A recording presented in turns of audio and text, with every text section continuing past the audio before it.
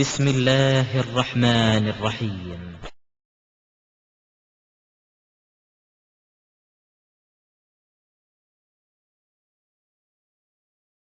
அஸ்ஸலாமு அலைக்கும் வரஹ்மத்துல்லாஹி வபரகாத்துஹு. பெருமதிப்பிற்கும் மரியாதைக்கும் உரிய எல்லாம் வல்ல அல்லாஹ்வின் நல்லடியார்களே, இந்த நிகழ்ச்சியில் தௌஹீதை ஏன் எதிர்க்கிறீர்கள் என்ற தலைப்பினை எனக்கு வழங்கியிருக்கிறார்கள். தமிழ் பேசுகிற முஸ்லிம்களுக்கு மத்தியில்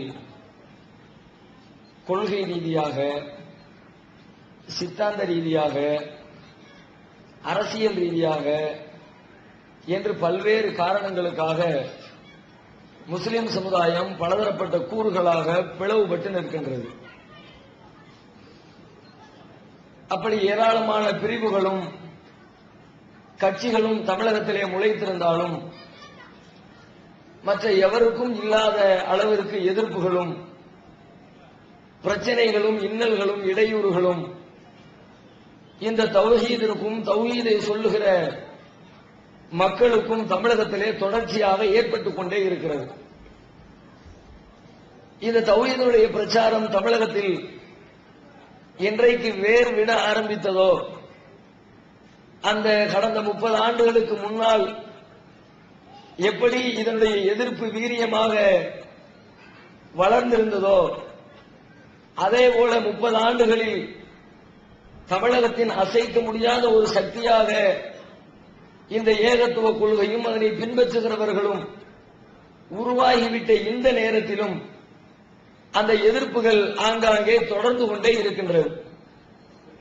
எனவே இந்த எதிர்ப்பின் பின்னணி என்ன, இதனை எதிர்க்கிறவர்கள் என்ன காரணங்களுக்காக எதிர்த்துக் கொண்டிருக்கிறார்கள், உண்மையில் அவர்கள் தங்களுடைய எதிர்ப்புகளை தங்களை தாங்களே பரிசீலனை செய்து கொள்ள வேண்டும் என்பதையெல்லாம் விளங்கி புரிந்து கொள்வதற்காகத்தான் தௌஹீதை ஏன் எதிர்க்கிறீர்கள் என்ற தலைப்பு இங்கே தேர்வு செய்யப்பட்டிருக்கிறது. தௌஹீது ஜமாஅத்தை எதிர்ப்பதற்கான காரணங்கள் என்ன என்று எதிர்க்கக்கூடிய மக்களை அவர்களுடைய தராதரத்தின் அடிப்படையிலே நாம் பகுத்து பார்த்தால் பல்வேறு காரணங்களுக்காக இந்த தௌஹீத் எதிர்க்கப்பட்டுக் கொண்டிருக்கிறது. ஒவ்வொருவரும் ஒவ்வொரு காரணத்திற்காக எதிர்க்கிறார்கள். மார்க்க அறிஞர்கள் அவர்களும் இந்த தௌஹீதின் எதிர்ப்பிலே களம் கண்டு கொண்டிருக்கிறார்கள். அவர்கள் எதிர்ப்பதற்கான பின்னணி ஒரு காரணம். அதே போன்று ஜமாஅத்துகளை நிர்வகித்துக் கொண்டிருக்கிற நிர்வாகிகள், முத்தவல்லிகள், ஜமாஅத்தார்கள் அவர்கள் எதிர்த்துக் கொண்டிருக்கிறார்கள். அதற்கான காரணம் வேறொன்று. அதே போல இயக்கம் வளர்த்திருக்கிற கட்சிகளை, அமைப்புகளை நடத்தி கொண்டிருக்கிறவர்கள் எதிர்க்கிறார்கள். அதற்கான காரணம் வேறொன்று. இப்படி ஒவ்வொரு தரப்பாரும் அவரவர்களுடைய தளத்திலே நின்று கொண்டு இந்த தௌஹீதை எதிர்ப்பதில் மாத்திரம் குறியாக இருந்து செயல்பட்டுக் கொண்டிருக்கிறார்கள்.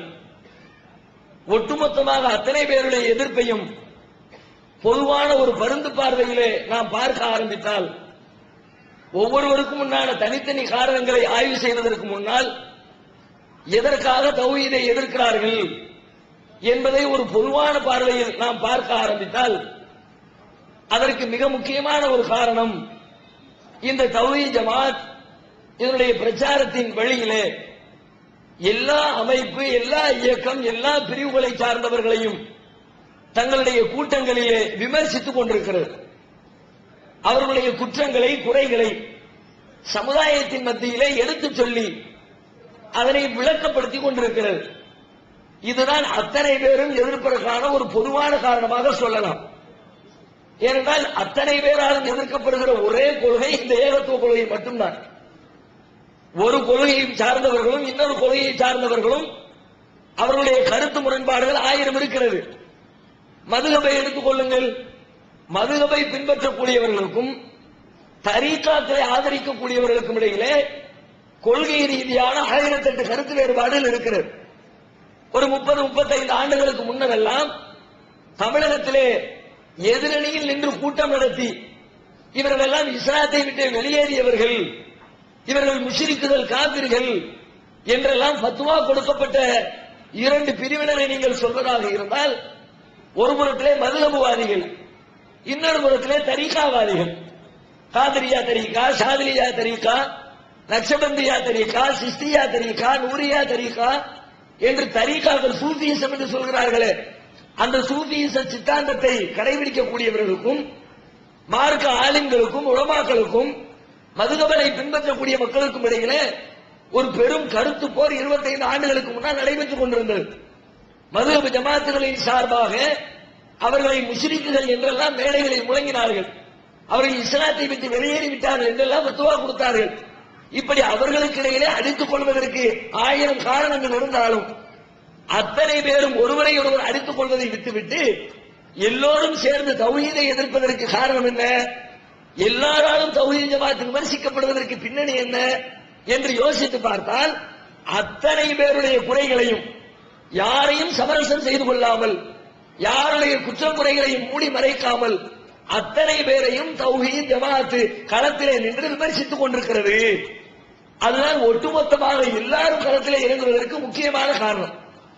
நம்மையும் பேசுகிறார் தப்லீக் ஜமாத் நினைக்கிறார்கள், நம்மையும் பேசுகிறார் சுன்ன ஜமாத் நினைக்கிறார்கள், நம்மையும் பேசுகிறார் காதியானி நினைக்கிறார்கள், நம்மையும் பேசுகிறார் ஷியாக்கள் நினைக்கிறார்கள், நம்மையும் பேசுகிறார் அமைப்பை சார்ந்தவர்கள் நினைக்கிறார்கள். இப்படி எல்லாருமே நினைக்கிறார்கள். கூட்டத்தை போட்டா நம்மள விட மாட்டேங்கிறான். அப்ப எதிரிக்கு எதிரி நண்பன் என்ற அடிப்படையில் தௌஹீதை ஒழிப்பதற்காக நாம் எல்லாரும் கூட்டணி சேர்ந்து கொள்வோம் என்று எல்லோரும் சேர்ந்து கொண்டு தௌஹீதை எதிர்ப்பதற்கு பின்னணி தௌஹீத் ஜமாத் அத்தனை பேருடைய குற்றம் குறைகளையும் வெளிப்படுத்தி தவறுகளை சுட்டிக்காட்டி அந்த வேலைகளில் ஈடுபட்டிருக்கிறது. இதுக்காக எல்லாரும் எதிர்க்கிறார்கள் என்பதை சாதாரணமாக வெளிப்படையாக பார்த்தாலே தெரிந்து கொள்ள முடியும். நீ மட்டும்தான் யோக்கியா உலகத்துல, அப்ப எல்லாரும் அயோக்கியர்களா, நீங்க மட்டும்தான் சொர்க்கம் போவீங்க எப்படி எல்லாம் கேட்கிறாங்களே, கேள்வியுடைய பின்னணி என்ன தாங்க முடியல. நம்ம என்னைக்கு அப்படி சொன்னது கிடையாது. நம்ம மட்டும்தான் சொர்க்கம் போவோம், தௌஹீத் ஜமாத்ல உறுப்பினர் கார்டு வாங்கிக்கீங்க, உங்க எல்லாத்துக்கும் டைரக்டா எல்லாம் சொர்க்கத்துல டிக்கெட்டை புக் பண்ணி வச்சிருவோம் அப்படியே நம்ம சொல்லிக் கொண்டிருக்கிறோம். என்றைக்கு நாம் அப்படி சொன்னதில்லை. அல்லாஹ்வின் மார்க்கத்தை கடைபிடியுங்கள், நபிகள் நாயகத்துடைய போதனைகளை கடைபிடியுங்கள், அதுதான் உங்களுக்கு நாளை மறுமையிலே வெற்றியை பெற்றுத் தரும் என்று மக்கள் மத்தியிலே திரும்ப திரும்ப நாம் சொல்லிக் கொண்டிருந்தாலும், மற்றவர்கள் பேசக்கூடிய பேச்சுக்களில் பிரதானமான பேச்சு என்ன, எல்லாரையும் குறை சொல்கிறார்கள், எல்லோரையும் திட்டுகிறார்கள், இவர்கள் மட்டும்தான் யோக்கியமா, இவங்க மட்டும்தான் சொர்க்கம் போவாங்களா என்ற கேள்வியிலிருந்து அதற்கான பின்னணி என்ன காரணம் என்பதை நாம சிந்தித்து உணர்ந்து கொள்ள முடிகிறது. இப்பொழுது நான் கேட்கிறேன், உங்களை ஏசுகிறோம், உங்களுடைய குறைகளை சொல்லுகிறோம் என்பதற்காக வேண்டி எங்களை எதிர்க்கிறீர்களே, நாங்கள் செய்வது தவறா? நாங்கள் இல்லாத அவதூறுகளை உங்கள் மீது சொன்னோமா? நீங்கள் செய்யாத குற்றங்களை மக்கள் மத்தியிலே சொல்லி, நீங்கள் செய்யாத குற்றச்சாட்டுகளை உங்கள் மீது பரப்பி, அவதூறு பரப்பி உங்களுக்கு கெட்ட பெயர் ஏற்படுத்த வேண்டும் என்ற நோக்கத்தோடு உங்களுடைய குறைகளை மக்கள் மத்தியில் பேசுகிறோமா? இல்லாததை சொன்னோமா, இருக்கிறதை சொல்கிறோமா? இருக்கிறதை தானே சொல்லுகிறோம். நீங்கள் செய்யக்கூடிய குற்றம் குறைகளை தானே மக்கள் மத்தியிலே வெளிப்படுத்துகிறோம். அது கூட குற்றம் குறைகளை கூட பகுத்து பார்த்து, தனி மனித குற்றச்சாட்டுகள் என்று சிலது இருக்கிறது, சமுதாயத்தை பாதிக்கிற, மார்க்கத்தை பாதிக்கிற, பொதுமக்களை பாதிக்கிற, உங்களுடைய மறுமை வாழ்க்கையை பாதிக்கிற விஷயங்கள் என்னென்ன என்பதை பட்டியலிட்டு அதை மட்டும்தான் மக்களிடத்தில் பேசுகிறோம். தமிழ்நாடு தௌஹீத் ஜமாத்தின் சார்பில் போடப்படுகிற எந்த கூட்டத்திலாவது தனி மனித விமர்சனங்களை கண்டிருக்கிறீர்களா? அவனை பாரு கருப்பன், இவனை பாரு மூக்கு இருந்தவன், அவன் பாரு பள்ளி நீந்தவன், இவனெல்லாம் பேச வந்துட்டான். இது மாதிரி தனி மனித விஷயங்களை எடுத்து வைத்துக் கொண்டு இவன் பாலியல் ரீதியா தப்பு செஞ்சுட்டான், அவனுக்கும் அல்லாஹ்வுக்கும் உடைய விஷயங்களை எல்லாம் மக்கள் மத்தியில் பகிரங்கப்படுத்துவதற்கு என்றைக்கும் கூட்டம் நடத்தியதே கிடையாது. அப்படி ஒரு பிரச்சாரத்தை இந்த ஜமாத் கையில் எடுக்க வேண்டிய தேவையும் கிடையாது. வேறு என்ன விஷயங்களை எடுக்கிறோம்? மக்களை பாதிக்கிற விஷயங்களை, சமுதாயத்திற்கு கேடு ஏற்படுகிற விஷயங்களை, நாளை மறுமையிலே உங்களை நரகத்திலே கொண்டு போய் தள்ளக்கூடிய விஷயங்களை உங்களையும் அறியாமல் நீங்கள் செய்து கொண்டிருக்கிறீர்கள் என்று சுட்டிக்காட்டுவது உங்கள் மீதுள்ள வெறுப்பிலோ, உங்கள் மீதுள்ள பொறாமையிலோ, உங்கள் மீதுள்ள கோபத்திலோ நாங்கள் செய்கின்ற காரியம் இல்லை. நிஜமாக சொல்வதாக இருந்தால் உங்கள் மீதுள்ள பாசத்தினால் சொல்கிறோம், உங்களை நாங்கள் நேசித்ததால் சொல்கிறோம். அதனால நீங்கள் அடிக்க அடிக்க சொல்லிக் கொண்டிருக்கிறோம், நீங்கள் ஊர் விளக்க சொல்லிக் கொண்டிருக்கிறோம். 25 ஆண்டுகளாக எங்கெல்லாம் பிரச்சாரத்தை துவக்குகிறோமோ, துவக்கக்கூடிய இடத்திலே பல்வேறு எதிர்ப்புகள், கடுமையான பிரச்சனைகள். இப்ப கூட கடந்த வாரத்தில் கரூர் மாவட்டத்தில் நடைபெற்ற போராட்டத்தை கேள்விப்பட்டிருப்பீர்கள். பள்ளப்பட்டிக்குள்ளே அடியெடுத்து வைக்கிற தௌஹீத் ஜமாத் அங்கே தௌஹீதுடைய வேலை ஆரம்பமாகிறது. எதிர்ப்பு கடுமையாக இருக்கிறது. எதிரிகள் அதிகாரிகளை வளைத்துக் கொண்டு அவர்களுக்கு கொடுக்க வேண்டியதை எல்லாம் கொடுத்துக் கொண்டு தௌஹீத் ஜமாஅத்துக்கு எதிராக களத்திலே நின்று அப்படிப்பட்ட வேலைகளை கடுமையாக செய்து நம்முடைய சகோதரர்களை பல நாட்கள் சிறையிலே வைத்து சிரமப்படுத்துகிற அளவிற்கு வேலைகளில் எல்லாம் ஈடுபட்டிருக்கிறார்களே. அப்ப இப்படிப்பட்ட காரியத்தை நீங்கள் தொடர்ந்து அன்றிலிருந்து செய்து கொண்டிருக்கிறீர்கள். இன்றைக்கு வரைக்கும் அது நடந்து கொண்டிருக்கிறது. இத்தனை அடியை வாங்கிக் கொண்டு நாங்கள் சொல்ல வேண்டிய தேவை என்ன வந்தது? எங்களை வளப்படுத்திக் கொள்வதற்காகவா? அதற்காக நீங்கள் உள்நோக்கம் கற்பிக்க முடியுமா? இதை வைத்துக் கொண்டு இவர்கள் தங்களை பெருக்கிக் கொண்டார்கள், தங்களுடைய செல்வத்தை வளப்படுத்திக் கொண்டார்கள். அன்றைக்கு இவர்கள் இந்த கொள்கையை சொல்ல ஆரம்பிக்கும் பொழுது இதனுடைய தலைவர்கள் மூத்தவர்கள் எல்லோருமே ஓட்டாண்டியாக ரோட்டில் நின்றார்கள். இன்றைக்கு பெரிய குபேரர்களாக மாறிவிட்டார்கள், பல மாடி கட்டிடத்துக்கு சொந்தக்காரர்களாக ஆகிவிட்டார்கள் என்று உங்களால் இதனுடைய நோக்கத்திற்கு உள்நோக்கம் கற்பிக்க முடியுமா? சும்மா போறவங்க சொல்லிட்டு போவாங்க, அவருக்கு இல்லையா அந்த ஆளு பெரிய மில்லினியர் ஆயிட்டாரு, பென்ஸுக்காக வருவாரா, ரோல்ஸ் ராய்தான் இருக்கணும், சுவிட்சர்லாந்து பேங்க்ல போட்டு வச்சிருக்காங்க. அதெல்லாம் போற போக்கில் அவுத்து விடுறது. ஆதாரத்தோடு சான்றுகளோடு இந்த குற்றச்சாட்டை முன்வைக்க முடியுமா? அன்றைக்கு ஆரம்பத்தில் எப்படி இருந்தார்களோ இந்த இயக்க பணிகளில், இந்த ஏகத்துவ பணிகளில் தங்களை இணைத்துக் கொள்கிற ஆரம்ப நேரத்தில் இந்த ஜமாத்துடைய நிர்வாகிகளாக இருந்தவர்கள், மூத்த தலைவர்களாக இருந்தவர்கள் அன்றைக்கு எப்படிப்பட்ட சூழலில் இருந்தார்களோ அதை விட பெரிய அளவில் மேம்பட்டு விடவில்லை. அப்படியே ஒரு சிலர் மேல்நிலை அடைந்திருந்தாலும் அது இந்த ஜமாத்தை வைத்து, இந்த கொள்கையை வைத்து அவர்கள் அடைந்து கொள்ள வளர்ச்சி இல்லை. தங்களுடைய சொந்த உழைப்பால், சொந்த திறமையால், சொந்த வியாபாரத்தால் அப்படி ஒரு சிலர் தங்களுடைய வருமானத்தை பெருக்கி இருக்கிறார்கள், பலமான வாழ்க்கை அடைந்திருக்கிறார்கள். சொல்லிக் கொள்கிற அளவிற்கு மூத்த இடத்திலே இருக்கிற யாரும் பொருளாதாரத்தில் மேல போயிட்டாங்க. பாத்தியா, அன்னைக்கு அப்படி இருந்தாங்க, இன்னைக்கு எவ்வளவு டெவலப் ஆயிட்டாங்க, அதுக்கு தான் இது என்று சொல்ல முடியுமா? எப்படி இப்படி எந்த உள்நோக்கம் கற்பிக்க முடியாது. இதை வைத்து வருமானம் பார்க்கவில்லை, ஆனால் நீங்கள் அடிக்கிறீர்கள், நீங்கள் உதைக்கிறீர்கள், ஊர் விளக்கம் செய்கிறீர்கள், எங்களை பற்றி தப்பு தவறுமான தனி மனித விமர்சனங்களை கூட மக்கள் மத்தியிலே பேசிக் கொண்டிருக்கிறீர்கள். அப்படி பேசினாலும் ஏசினாலும் கூட்டங்கள் நடைபெற்றுக் கொண்டிருக்கிற பொழுது கற்களை விட்டு எரிந்து, கூட்ட மேடைகளை சிதைத்து, பெண்களை எல்லாம் ஓர வைத்து, குழந்தைகள் மீது பாதிப்பை ஏற்படுத்தி இவ்வளவு அக்கிரமங்கள் கட்டவிழ்க்கப்பட்டதற்கு பிறகும் கூட இந்த களத்திலே நின்று கொண்டிருக்கிறது என்று சொன்னால் காரணம் என்ன? நீங்கள் எதிர்க்கிறீர்கள், அறியாமையில் எதிர்க்கிறீர்கள். உங்களுடைய தவறுகளை சுட்டிக்காட்டிய உடனே உங்களுக்கு கோபம் வருகிறது. உங்களை கோபப்படுத்துவதற்காக நாங்கள் தவறை சுட்டிக்காட்டவில்லை. அல்லாஹ்வுடைய மார்க்கம் எங்களுக்கு விதித்திருக்கிற கடமை அது. என்ன விதித்திருக்கிறது? நபிகள் நாயகம் ஸல்லல்லாஹு அலைஹி வஸல்லம் சொன்னார்கள், ஒரு முஸ்லிமுடைய வேலைகளை பற்றி சொன்னார்கள், அநீதம் செய்யப்பட்டவனுக்கு நீங்கள் உதவி செய்யுங்கள். அநியாயம் செய்யப்பட்டவனுக்கு உதவி செய்யலாம், செய்யத்தான் வேணும். யாருக்குமே மாற்று கருத்து இருக்க முடியாது. ஏன்னா பாதிக்கப்பட்டு நிற்கிறான், நாம் அவனுக்கு குரல் கொடுக்க வேண்டும். அவனுக்கு உதவி செய்யவில்லை என்று சொன்னால் அல்லாஹ்வுடைய உதவி அவனுக்கு கிடைக்கும். ஏன்னா ரசூலுல்லாஹ் சொன்னாங்க, இத்தக்கு தாவத்தல் மظلوم فإنه ليس بينها وبين الله حجاب. அநீதம் செய்யப்பட்டவருடைய பிரார்த்தனைக்கு பயந்து கொள்ளுங்கள், அவருடைய துஆவிற்கும் அல்லாஹ்விற்கும் இடையில் எந்த திரையும் இல்லை. அப்ப பாதிக்கப்பட்ட மனுஷனுக்கு குரல் கொடுக்கணும், அவருடைய குரலுக்கு அல்லாஹ்வே செவிசாய்க்கிறான். இப்படி எல்லாம் நபிகள் நாயகம் சொல்லி இருக்கிறார்கள். பாதிக்கப்பட்டவனுக்கு குரல் கொடுக்கலாம், ஏற்றுக்கணும். அதனுடைய தொடர்ச்சியில ரசூலுல்லாஹ் சொல்றாங்க, நஸ்ருல் வாலிமீன், பாதிப்பை ஏற்படுத்தினானே, அநியாயம் செய்கிறானே, தவறுகளில் ஈடுபடுகிறானே, அந்த அநியாயக்காரனுக்கும் நீங்கள் உதவி செய்யுங்கள். இது ஜீரணிக்க முடியுமா? இதெல்லாம் போச்சு. அநியாயம் செஞ்சவனுக்கு எப்படி ஹெல்ப் பண்றது? அவனால் பாதிக்கப்பட்டவனுக்கு ஹெல்ப் பண்றது மனசு ஏற்றுக்கொள்கிறது. பாதிப்பை ஏற்படுத்தியவனுக்கும் நீங்கள் உதவி செய்யுங்கள். சஹாபாக்கள் காரணம் கேட்கிறாங்க, அல்லாஹ்வுடைய தூதரே அது எப்படி நியாயமா இருக்கும்? அநியாயக்காரனுக்கு எப்படி ஹெல்ப் பண்றது? அப்ப நபிகள் நாயகம் சொல்லுகிறார்கள், அவன் செய்யக்கூடிய அநியாயத்தை செய்ய விடாமல் தடுத்து நிறுத்துங்கள், இதை நீங்கள் அவனுக்கு செய்யக்கூடிய உதவி. அவன் கூட சேர்ந்து யாருன்னு அடிக்காதீங்க. அவர் பெரிய மனிதனாக இருக்கலாம், பெரும் பதவியில இருக்கலாம், பொருளாதாரத்திலே மேல்நிலையில் இருக்கலாம், சமூகத்திலே அந்தஸ்தை பெற்றவராக இருக்கலாம், அவர் எப்படி வேண்டுமானாலும் இருக்கட்டும். ஆனால் அவர் தவறு செய்தால் அந்த தவறை தடுத்து நிறுத்துவதற்கு நீங்கள் உதவி செய்யுங்கள். செய்ய விடாம நிப்பாட்டுங்க. அப்படி நிறுத்துவது அவருக்கு நீங்கள் செய்யக்கூடிய உதவி. நீங்க எங்களை இவ்வளவு விமர்சித்ததுக்கு பிறகும் கூட திரும்ப திரும்ப கூட்டத்தை போட்டுக்கொண்டே இருக்கிறோம், நோட்டீஸ்களை விநியோகித்துக் கொண்டே இருக்கிறோம். காரணம் என்ன நினைக்கிறீங்க? உங்களுக்கு உதவி செய்ய வேண்டும் என்று எங்கள் மீது விதிக்கப்பட்டிருக்கிறது. அந்த உதவியை செய்வதற்காகத்தான் உங்களுடைய குற்றம் குறைகளை சொல்லுகிறோமே தவிர உங்களை அசிங்கப்படுத்துவது எங்களுடைய நோக்கம் இல்லை. இன்னும் சொல்வதாக இருந்தால் இதை சொல்லி காட்டுவதால் உங்களுடைய மறுமை வாழ்க்கை மேம்படுமா, கீழே தாழ்ந்து செல்லுமா? தவறுகளை சொல்லும் போது வெக்கப்பட்டு தப்பு செஞ்சிட்டமே, இனிமே செய்யக்கூடாது, அல்லாஹ் பார்க்கிறாங்க, மறுமைகளை தண்டிப்பாங்க என்ற அச்ச உணர்வு உங்களுடைய உள்ளத்தில் இருந்து அந்த தவறிலிருந்து நீங்கள் விலகிக் கொண்டால் உங்களுக்கு மறுமையில நன்மை. மார்க்கத்துடைய ஒவ்வொரு கட்டளையும் இதுதான் திரும்ப திரும்ப சொல்லு.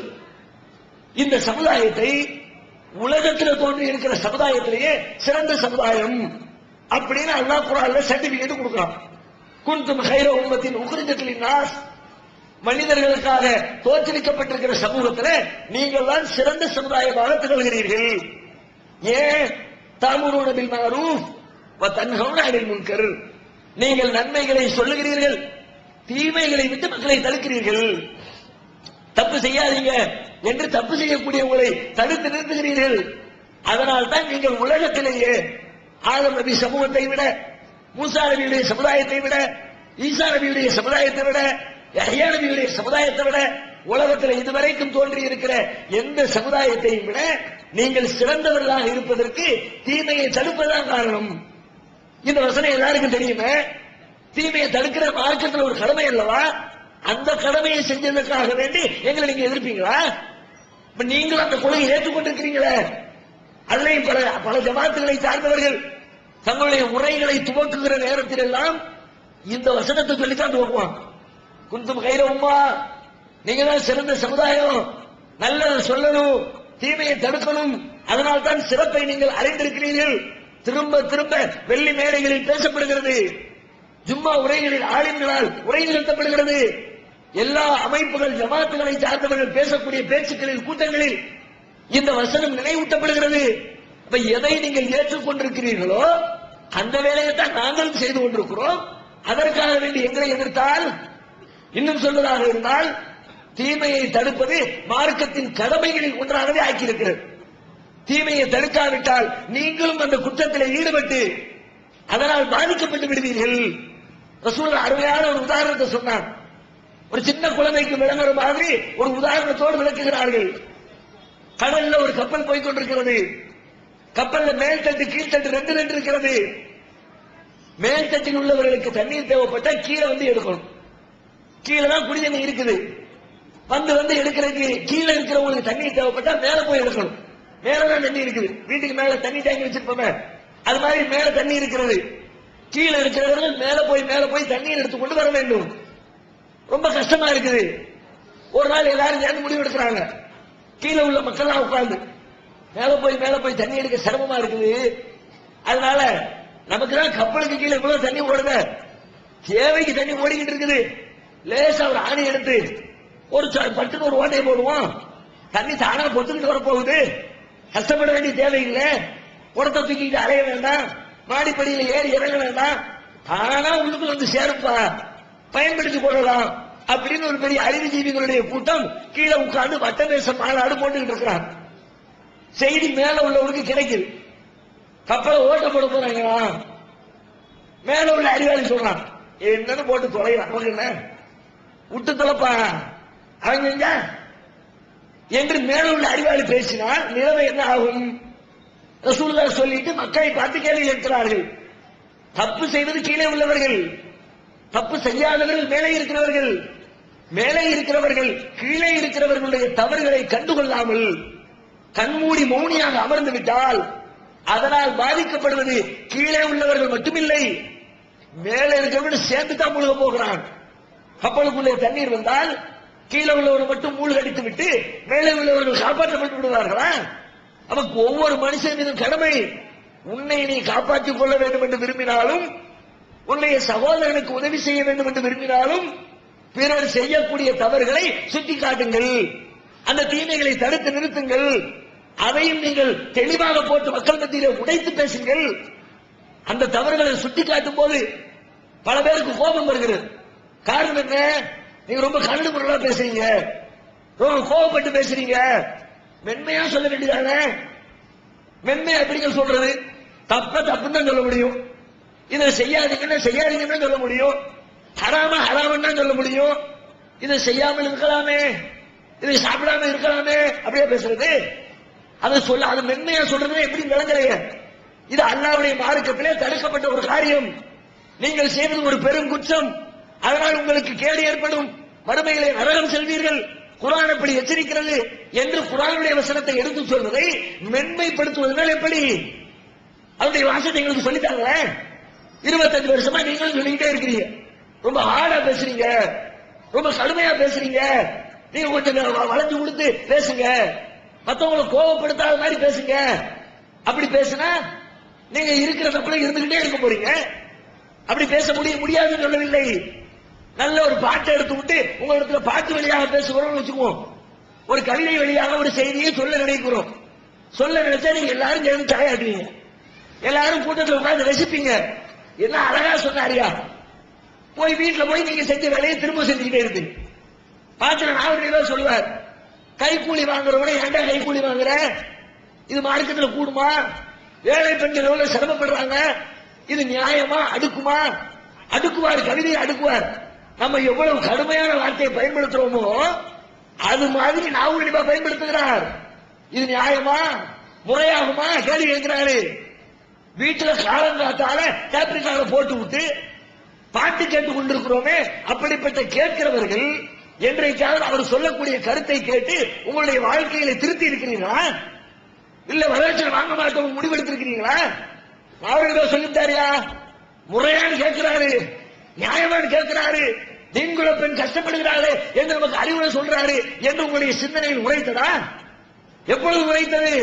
மேடை போட்டு நீங்கள் செய்வது மகா அயோக்கியத்தனம் என்று நெஞ்சில் உரைப்பதை போன்று 4 கேள்விகளை நறுக்கு தெரித்தால் போல் கேட்க ஆரம்பித்த நேரத்தில் அதனுடைய விளைவு இந்த 25 ஆண்டு காலத்திலே வரதட்சணையின் கொடுமையில் இருந்து தமிழகம் எந்த அளவிற்கு மீண்டு வெளியே வந்திருக்கிறது. ஆயிரக்கணக்கானவர்கள் கூடியிருக்கிற இந்த கூட்டத்திலே புதிதாக திருமணம் முடித்தவர்கள் 5 ஆண்டுகளில், 8 ஆண்டுகளில், 4 ஆண்டுகளில் திருமணம் முடித்தவர்கள் வரதட்சணை வாங்கியோர் எத்தனை, வாங்காதவர்கள் எத்தனை? கூட்டத்திலே கையை உயர்த்துங்கள் என்று சொல்லப்பட்டால் உறுதியாக சொல்லலாம், குறைந்தபட்சம் ஒரு 75% வாலிபர்கள் கைகளை உயர்த்துவார்கள். எதனால் ஏற்பட்டது? எங்களுக்கு முந்தைய நாவடிமா சொல்லி வச்சார், ஏற்படலையே. அதுக்கு பிறகு நாங்க சொல்ல ஆரம்பிச்சோம், மாற்றம் ஏற்பட்டுச்சே. காரணம் என்ன? அப்படித்தான் சொல்லணும். சொல்ல வேண்டிய விஷயத்துக்கு கடுமை காட்ட வேண்டிய விஷயத்துக்கு கடுமை காட்டணும். மனித நேயம் காட்ட வேண்டிய விஷயத்துக்கு நேயம் காட்டணும். இரக்கம் காட்ட வேண்டிய விஷயத்துக்கு இரக்கம் காட்டணும்.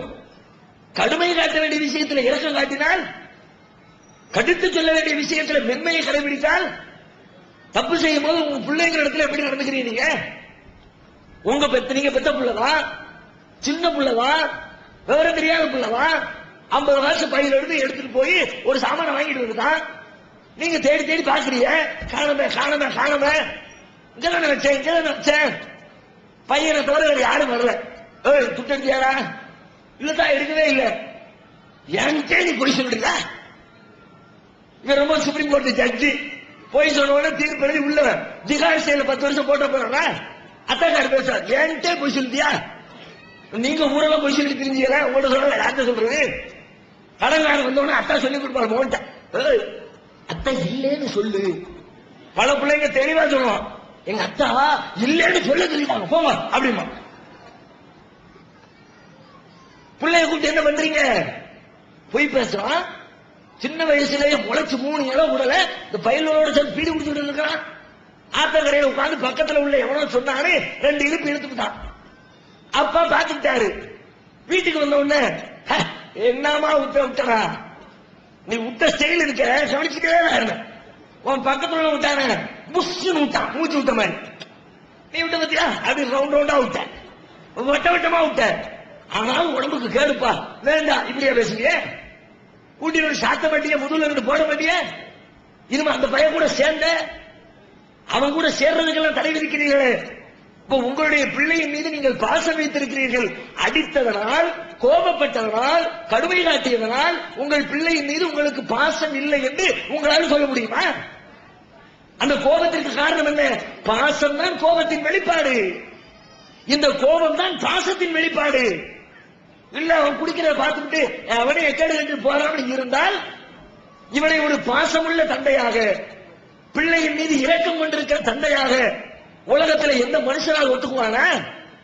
அதுதான் நாங்க செஞ்சோம்.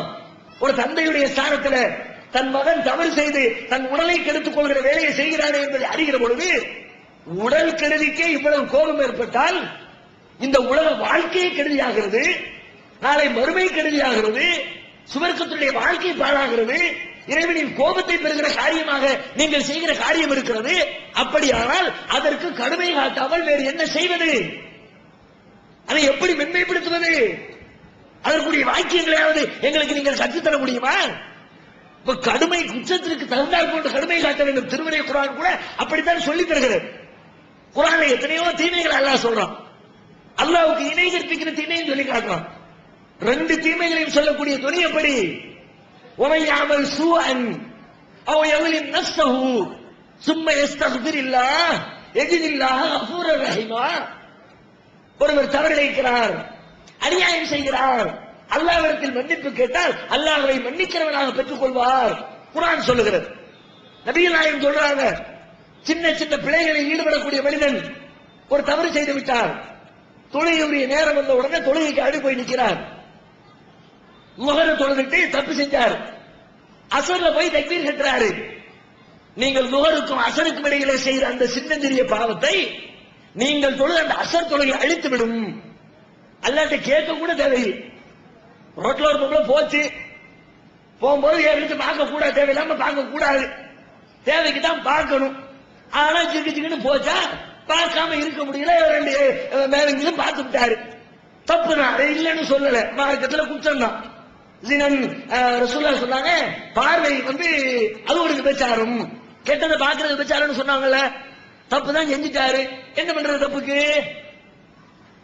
இதுக்கு வேண்டிய ஒரு பெரிய பாரதூரமான குற்றத்தை செய்து விட்டாங்க, கருத தேவையில்லை, தவறுதான். அடுத்த வருஷம் வந்துட்டலப்பா போ, அல்லாஹ் மன்னிச்சிருவான். ஒரு சாமி சொன்னார்ல, இது மாதிரி போற நேரத்தில் டக்குன்னு அவசரப்பட்டு உணர்ச்சி வசப்பட்டு ஒரு பிள்ளைய முத்தம் கொடுத்துட்டார். முத்தம் கொடுத்தவரு வந்து தொழுதுட்டு ரசூலுல்லாஹ்ட்ட மிஸ்டேக் நடந்துருச்சு, என்ன சொல்லுங்க பரிகாரம், தப்பு தான், என்ன செய்யறது? ரசூலுல்லாஹ் என்ன சொன்னாங்க? தொழுதுக்கல்ல, போய்கிட்டே இருக்கும். தப்புதான், நீ செஞ்ச தப்புதான்ப்பா, ஆனால் நீ தொழுதிருக்கிறாயே, அந்த தொழுகை உன்னுடைய உள்ளத்துல உறுத்தல் வந்துருச்சு, தப்பு செய்யக்கூடாதுங்கிற நினைப்பும் வந்து விட்டது. அல்லாஹ் தொழுகை வேற தொழுகை முடித்திருக்கிறாய், அல்லாஹ் இந்த பாவத்தை எல்லாம் மன்னிச்சிரும், போய்கிட்டே இரு. இப்ப சின்ன சின்ன பாவங்களை பற்றி சொல்லுகிற நேரத்தில் எல்லாம் அல்லாஹ் இரக்கமுடையவன். ஒருத்தர் சத்தியம் பண்றார், சத்தியம் பண்ணாருன்னா அவசரப்பட்டு பண்ணிவிட்டார். கடையில் யாரும் பார்த்துட்டே ரொம்ப வியாபாரத்துல சத்தியமே பண்ணக்கூடாது, முடிஞ்ச வரைக்கும் சத்தியத்தை தவிர்க்கணும். எல்லா இடத்துலையும் வியாபாரத்துல சுத்தமா தவிர்க்கணும். இது மார்க்கம் சொல்லக்கூடிய விஷயம். ஒருத்தர் பேசும்போது கேட்டார் வச்சாருன்னு அல்ல சத்தியமா அப்படித்தாங்க அப்படின்ட்டாரு. அவசரப்பட்டு சொல்லிட்டார், வேணும்னு சொல்லல, பிளான் பண்ணி சொல்லல, உண்மையான விஷயத்துக்கு கூட சொல்லல, தப்பான ஒரு மேட்டருக்கு அவசரப்பட்டு முந்திக் கொண்டு அல்லாஹ்வின் மீது சத்தியம் செய்து அல்லாஹ்வின் பெயரை பயன்படுத்தி விட்டார். என்ன செய்யணும்?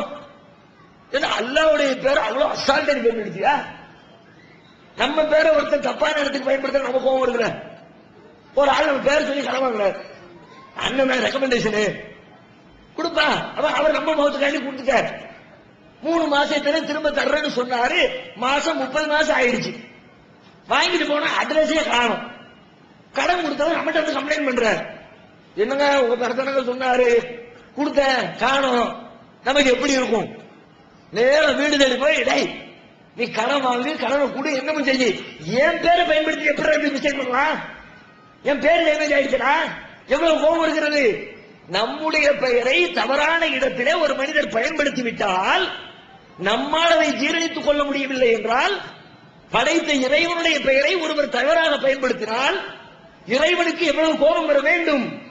அவருடைய மகத்துவம் அப்படி, அவருடைய கண்ணியம் அப்படி, அவருடைய உயர்வான இடம் அப்படி, அவன் கோபப்படுவதற்கு அதிக நியாயம் இருக்கிறது. ஆனா அல்லாஹ் கோபப்படுவான்னு நினைக்கிறீங்களா? திருமறை குர்ஆனில் அல்லாஹ் சொல்லுகிறான், லா யுஆஹிதுகுமுல்லாஹு பில்லக்வி ஃபீ ஐமானிக்கும், உங்களின் சத்தியத்தில் வீணானவற்றிற்காக அல்லாஹ் உங்களை குற்றம் பிடிக்க மாட்டான். தெரியாம தரப்ப சத்தியம் பண்ணுங்க, அவசரப்பட்டு நாக்கு டங்கு சிலிப்பில் தான் பண்ணுங்க, போ போ தெரியும் தெரியும் நூல் அல்லது நீங்க கேட்கவே தேவையில்லை மன்னிப்பு. அல்லாஹ்வாக தானாக முன்வந்து தனது மன்னிப்பை இந்த சமூகத்தின் மீது பொழிகிறான். இப்படி எல்லாம் சொல்லக்கூடிய மார்க்கத்தில் இணை கற்பித்தலை பற்றி சொல்லுகிற பொழுது என்ன சொன்னான்? இன்னல்லாஹ் லா யக்ஃபிரு அன் யுஷ்ரக பிஹி, அல்லாஹ் தனக்கு இணை கற்பிக்கப்படுகிற பாவத்தை ஒரு காலம் மன்னிக்க மாட்டான். அதே நிலையில மூத்தா போன மோவன உனக்கு நரகம் தான், தப்பிக்க முடியாது. நரகம்னா சும்மாவா? காலத்துக்கு நரகம் தான், வெளியே வரவே முடியாது. எத்தனை ஊழி காலம் மறுமை வாழ்க்கையில் நீங்கள் வாழப் போகிறீர்களோ அந்த காலம் முழுக்க நரக படுகொலியிலே கிடந்து வெந்து செத்து சுண்ணாம்பாகி கொண்டிருப்பீர்கள். அல்லாஹ் பேசுற வார்த்தையா இது? எவ்வளவு கருணையால தப்பு செய்ய பரவாயில்ல போப்பான் நானே, தொழுதுட்டல மன்னிப்பு கேட்க மன்னிச்சிடறேன் நானே. அப்படிப்பட்ட இறைவன் இணை கற்பித்தல் என்ற பாவத்தை சொல்லுகிற பொழுது அதற்கு தகுந்த கடுமையான வார்த்தையை பயன்படுத்துகிறானா இல்லையா? வட்டி வாங்கி விட்டார், வட்டியை பற்றி பேச வேண்டும். குர்ஆன் எப்படி பேசுகிறது? ஃபஅதனு பிஹர்பின் மினல்லாஹி வ ரசூலி, வட்டியில் கால் வலிக்கிறாயா? அப்படியானால் அல்லாஹ்வாகி என்னோடும் அல்லாஹ்வுடைய தூதராகி இந்த முஹம்மதோடும் உன்னை போர் புரிவதற்கு தயார்படுத்திக் கொள். ரெடி பண்ணு, ஆயுதங்களை ரெடி பண்ணுப்பா, வாளை தீட்டிக்க, கேடயத்தை எடுத்துக்க, குதிரையில ஏறிக்க, துப்பாக்கியை தூக்கிக்க. யாரு கூட சண்டை போட? அல்லாஹ்வாகி ஏன் கூட சண்டை போட வாடா. சமுதாயத்தை இப்படி சுரண்ட, வட்டியை உனக்கு காசு கொடுத்தா நீ தின்ன அனுபவிக்கிறது கொடுத்த நினைச்சுக்கிட்டியா? உன் அக்கம் பக்கத்துல ஏழை எளிய மக்கள் இருக்கிறாங்க, இல்லாதவங்க இருக்கிறாங்க, கஷ்டப்படுறவங்க இருக்கிறாங்க, அவங்களுக்கெல்லாம் கொடுத்து கடன் கொடுத்து ஹெல்ப் பண்ணி உதவி செய்வாய் என்று உனக்கு பண உதவி செய்தால், உன்னுடைய தேவையை மிஞ்சி அதிகமாக கொடுத்தால் எவ்வளவு கொடுக்கிறான் அல்ல? தேவையை தாண்டி பல பேர் கொடுக்கிறாங்கள. 10 தலைமுறைக்கு உட்கார்ந்து தின்னாலும் காலியாகாதுங்க, அவ்வளவு சொத்தை கொடுக்கிறான்ல. ஏன் கொடுத்தான்? விவரம் தெரியாம பணத்தை அள்ளி கொடுக்கும் போது கையில போய் விழுந்துருச்சா?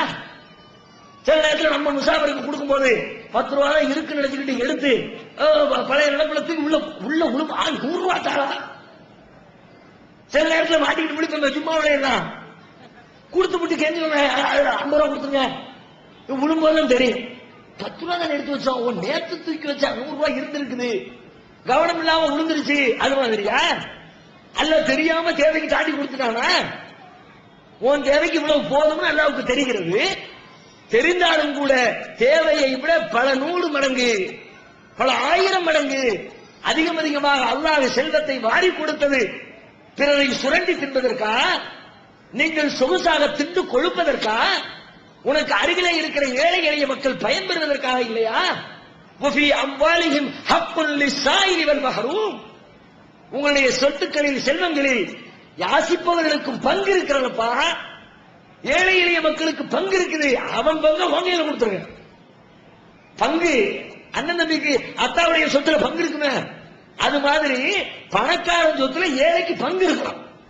என்ன வார்த்தையை பயன்படுத்துறான் பாருங்க, அவன் பங்கு அவன் பிரிச்சு கொடு, அவன் தேவைப்படுறவனுக்கு தேவைக்கு கொடுத்து உதவு, அதுக்கு தான் கொடுத்திருக்கிறேன். அப்படி நான் கொடுத்திருக்கிற செல்வத்தை வட்டிக்கு விட்டு சம்பாதிக்கிறாய், வட்டியில் போட்டு புரட்டுகிறாய், அப்போ உன்னை மன்னிக்க முடியாதுடா. இவ்வளவு காசு இருந்தும் காசு மேல இருக்கிற மோகத்துல இப்படி மக்களை எல்லாம் சுரண்டி திங்கிற ஒரு பாதக செயலை நீ செஞ்சா அதை நீ என் கூட சண்டைக்கு வர மாதிரி இருக்கிற, என் கூட போர் புரிவதை போல நான் அதை எடுத்துக் கொள்கிறேன் என்று அல்லாஹ் திருமறை குர்ஆனில் அறிவிக்கிறானே. கடுமைதான், வார்த்தையின் வீரியம் எச்சரிக்கை கடுமையாகத்தான் இருக்கிறது. ஏன் கடுமை? பிரச்சனைக்கு தகுந்தார் போன்ற கடுமை. அற்பமான விஷயத்துக்கு இவ்வளவு கடுமை காட்டல அல்ல. அற்பமான விஷயத்தை லேசா எடுத்துக்கிட்டான். தொழுதா போதும்பா, ஒரு தொழுகைக்கு இன்னொரு தொழுகைக்கு இடையில இருக்க தப்ப தானா அழிஞ்சு போயிடும். நீ நோன்பு வச்சா போதும், ஒரு ரமலானும் இன்னொரு ரமலானுக்கு இடையிலே இடைப்பட்ட காலத்தில் செய்த சின்னஞ்சிறு பாவங்களை ரமலான் அழித்துவிடும். ஒரு ஹஜ்ஜை செய்தால் போதும், உன் வாழ்க்கையின் கடந்த பாகத்திலே இறைவனுக்காக நீ நீங்கள் செய்த அத்தனை பாவங்கள் அடிபட்டு போகும். அதனால தானே சொன்னாங்க, அன்று பிறந்த பாலகன்னாங்களே, அன்று பிறந்த பாலகன்னா அதுக்கப்புறம் ஒரு பால் டப்பா வாங்கி கொடுக்கணும் அவருக்கு. என்ன அர்த்தம்? அன்னைக்கு பிறந்த பிள்ளைக்கு தப்பு இல்லையே, பதிவு செய்யப்படலையே. அது மாதிரி ஒரு மிஸ்டேக் இல்லாம ஊர்ல வந்து இறங்குறாரியா? இப்படி எல்லாம் இரக்கம் காட்டக்கூடிய இறைவன் பிரச்சனை கடுமையானது, பாவம் மோசமானது, குற்றம் பயங்கரமானது என்பதை உணர்கிற பொழுது கடுமையான வார்த்தைகளை பயன்படுத்தி எச்சரிக்கலையா? அதைத்தான் நாங்க செஞ்சோம். இதுக்கு வேண்டி நீங்க எதிர்ப்பீங்களா? அப்ப அல்லாஹ் மேல கேஸ் போடுங்க. இது ரொம்ப கடுமையா அல்லாஹ் சொல்றாங்க. அருப்பி மேலதான் சண்டைக்கு வாங்க கூப்பிடுற, சரி ஏதோ மனுஷன் தெரியாம பண்ணிவிட்டான், வட்டியை வாங்கிட விடப்பா, வாங்காதன்னு சொல்லு. சண்டைக்கு வாங்க கூப்பிட்டு உங்களை சண்டை போடுற அளவுக்கு எங்களுக்கு தெம்பு இருக்குது என்று அல்லாஹ்விடத்தில் பேச முடியுமா? அந்த வேலையை நாங்க செஞ்சோம். அல்லாஹ் சொன்ன கடுமையை தானே எடுத்து சொன்னோம். கடுமையை கடுமையாக எடுத்து காட்டியது அது குற்றமா? தவறுகளை சுட்டி காட்டியது குற்றமா? நீங்கள் மறுமையில் உங்களுடைய வாழ்க்கை பாழாகிவிடக் கூடாது என்று உங்கள் மீது அக்கறை காட்டியது குற்றமா? ஏன் இருக்கிறீங்க? தவறுகளை சுட்டி காட்டுவது எதிர்க்கப்படுகின்ற ஒன்றா? சிந்தனை செய்து பாருங்கள். நான் உங்கள்கிட்ட கேள்விக்கு பதில் கேட்டு இந்த கேள்விகளை முன்வைக்கிறேன். எதிர்க்கின்ற களத்திலே இருக்கிற ஒவ்வொருவரும் ஏன் எதிர்க்கிறோங்கிற ஒரு 5 நிமிஷம் தனியா உட்கார்ந்து நீங்க சிந்தித்து பாருங்க. அது போதும். உங்க அறிவு அதுக்கு பிறகு பதில் சொல்லி கரெக்ட் தான், இவங்கள விடக்கூடாதுடா அப்படின்னு உங்க மனசு சொல்லிச்சு, அறிவு சொல்லிச்சுன்னா அதுக்கப்புறம் நீங்க கையிலிடுங்க. ஒரு 5 நிமிஷம் நிதானமா சிந்தித்து பாருங்க. ஏன் எதுக்குறோம்?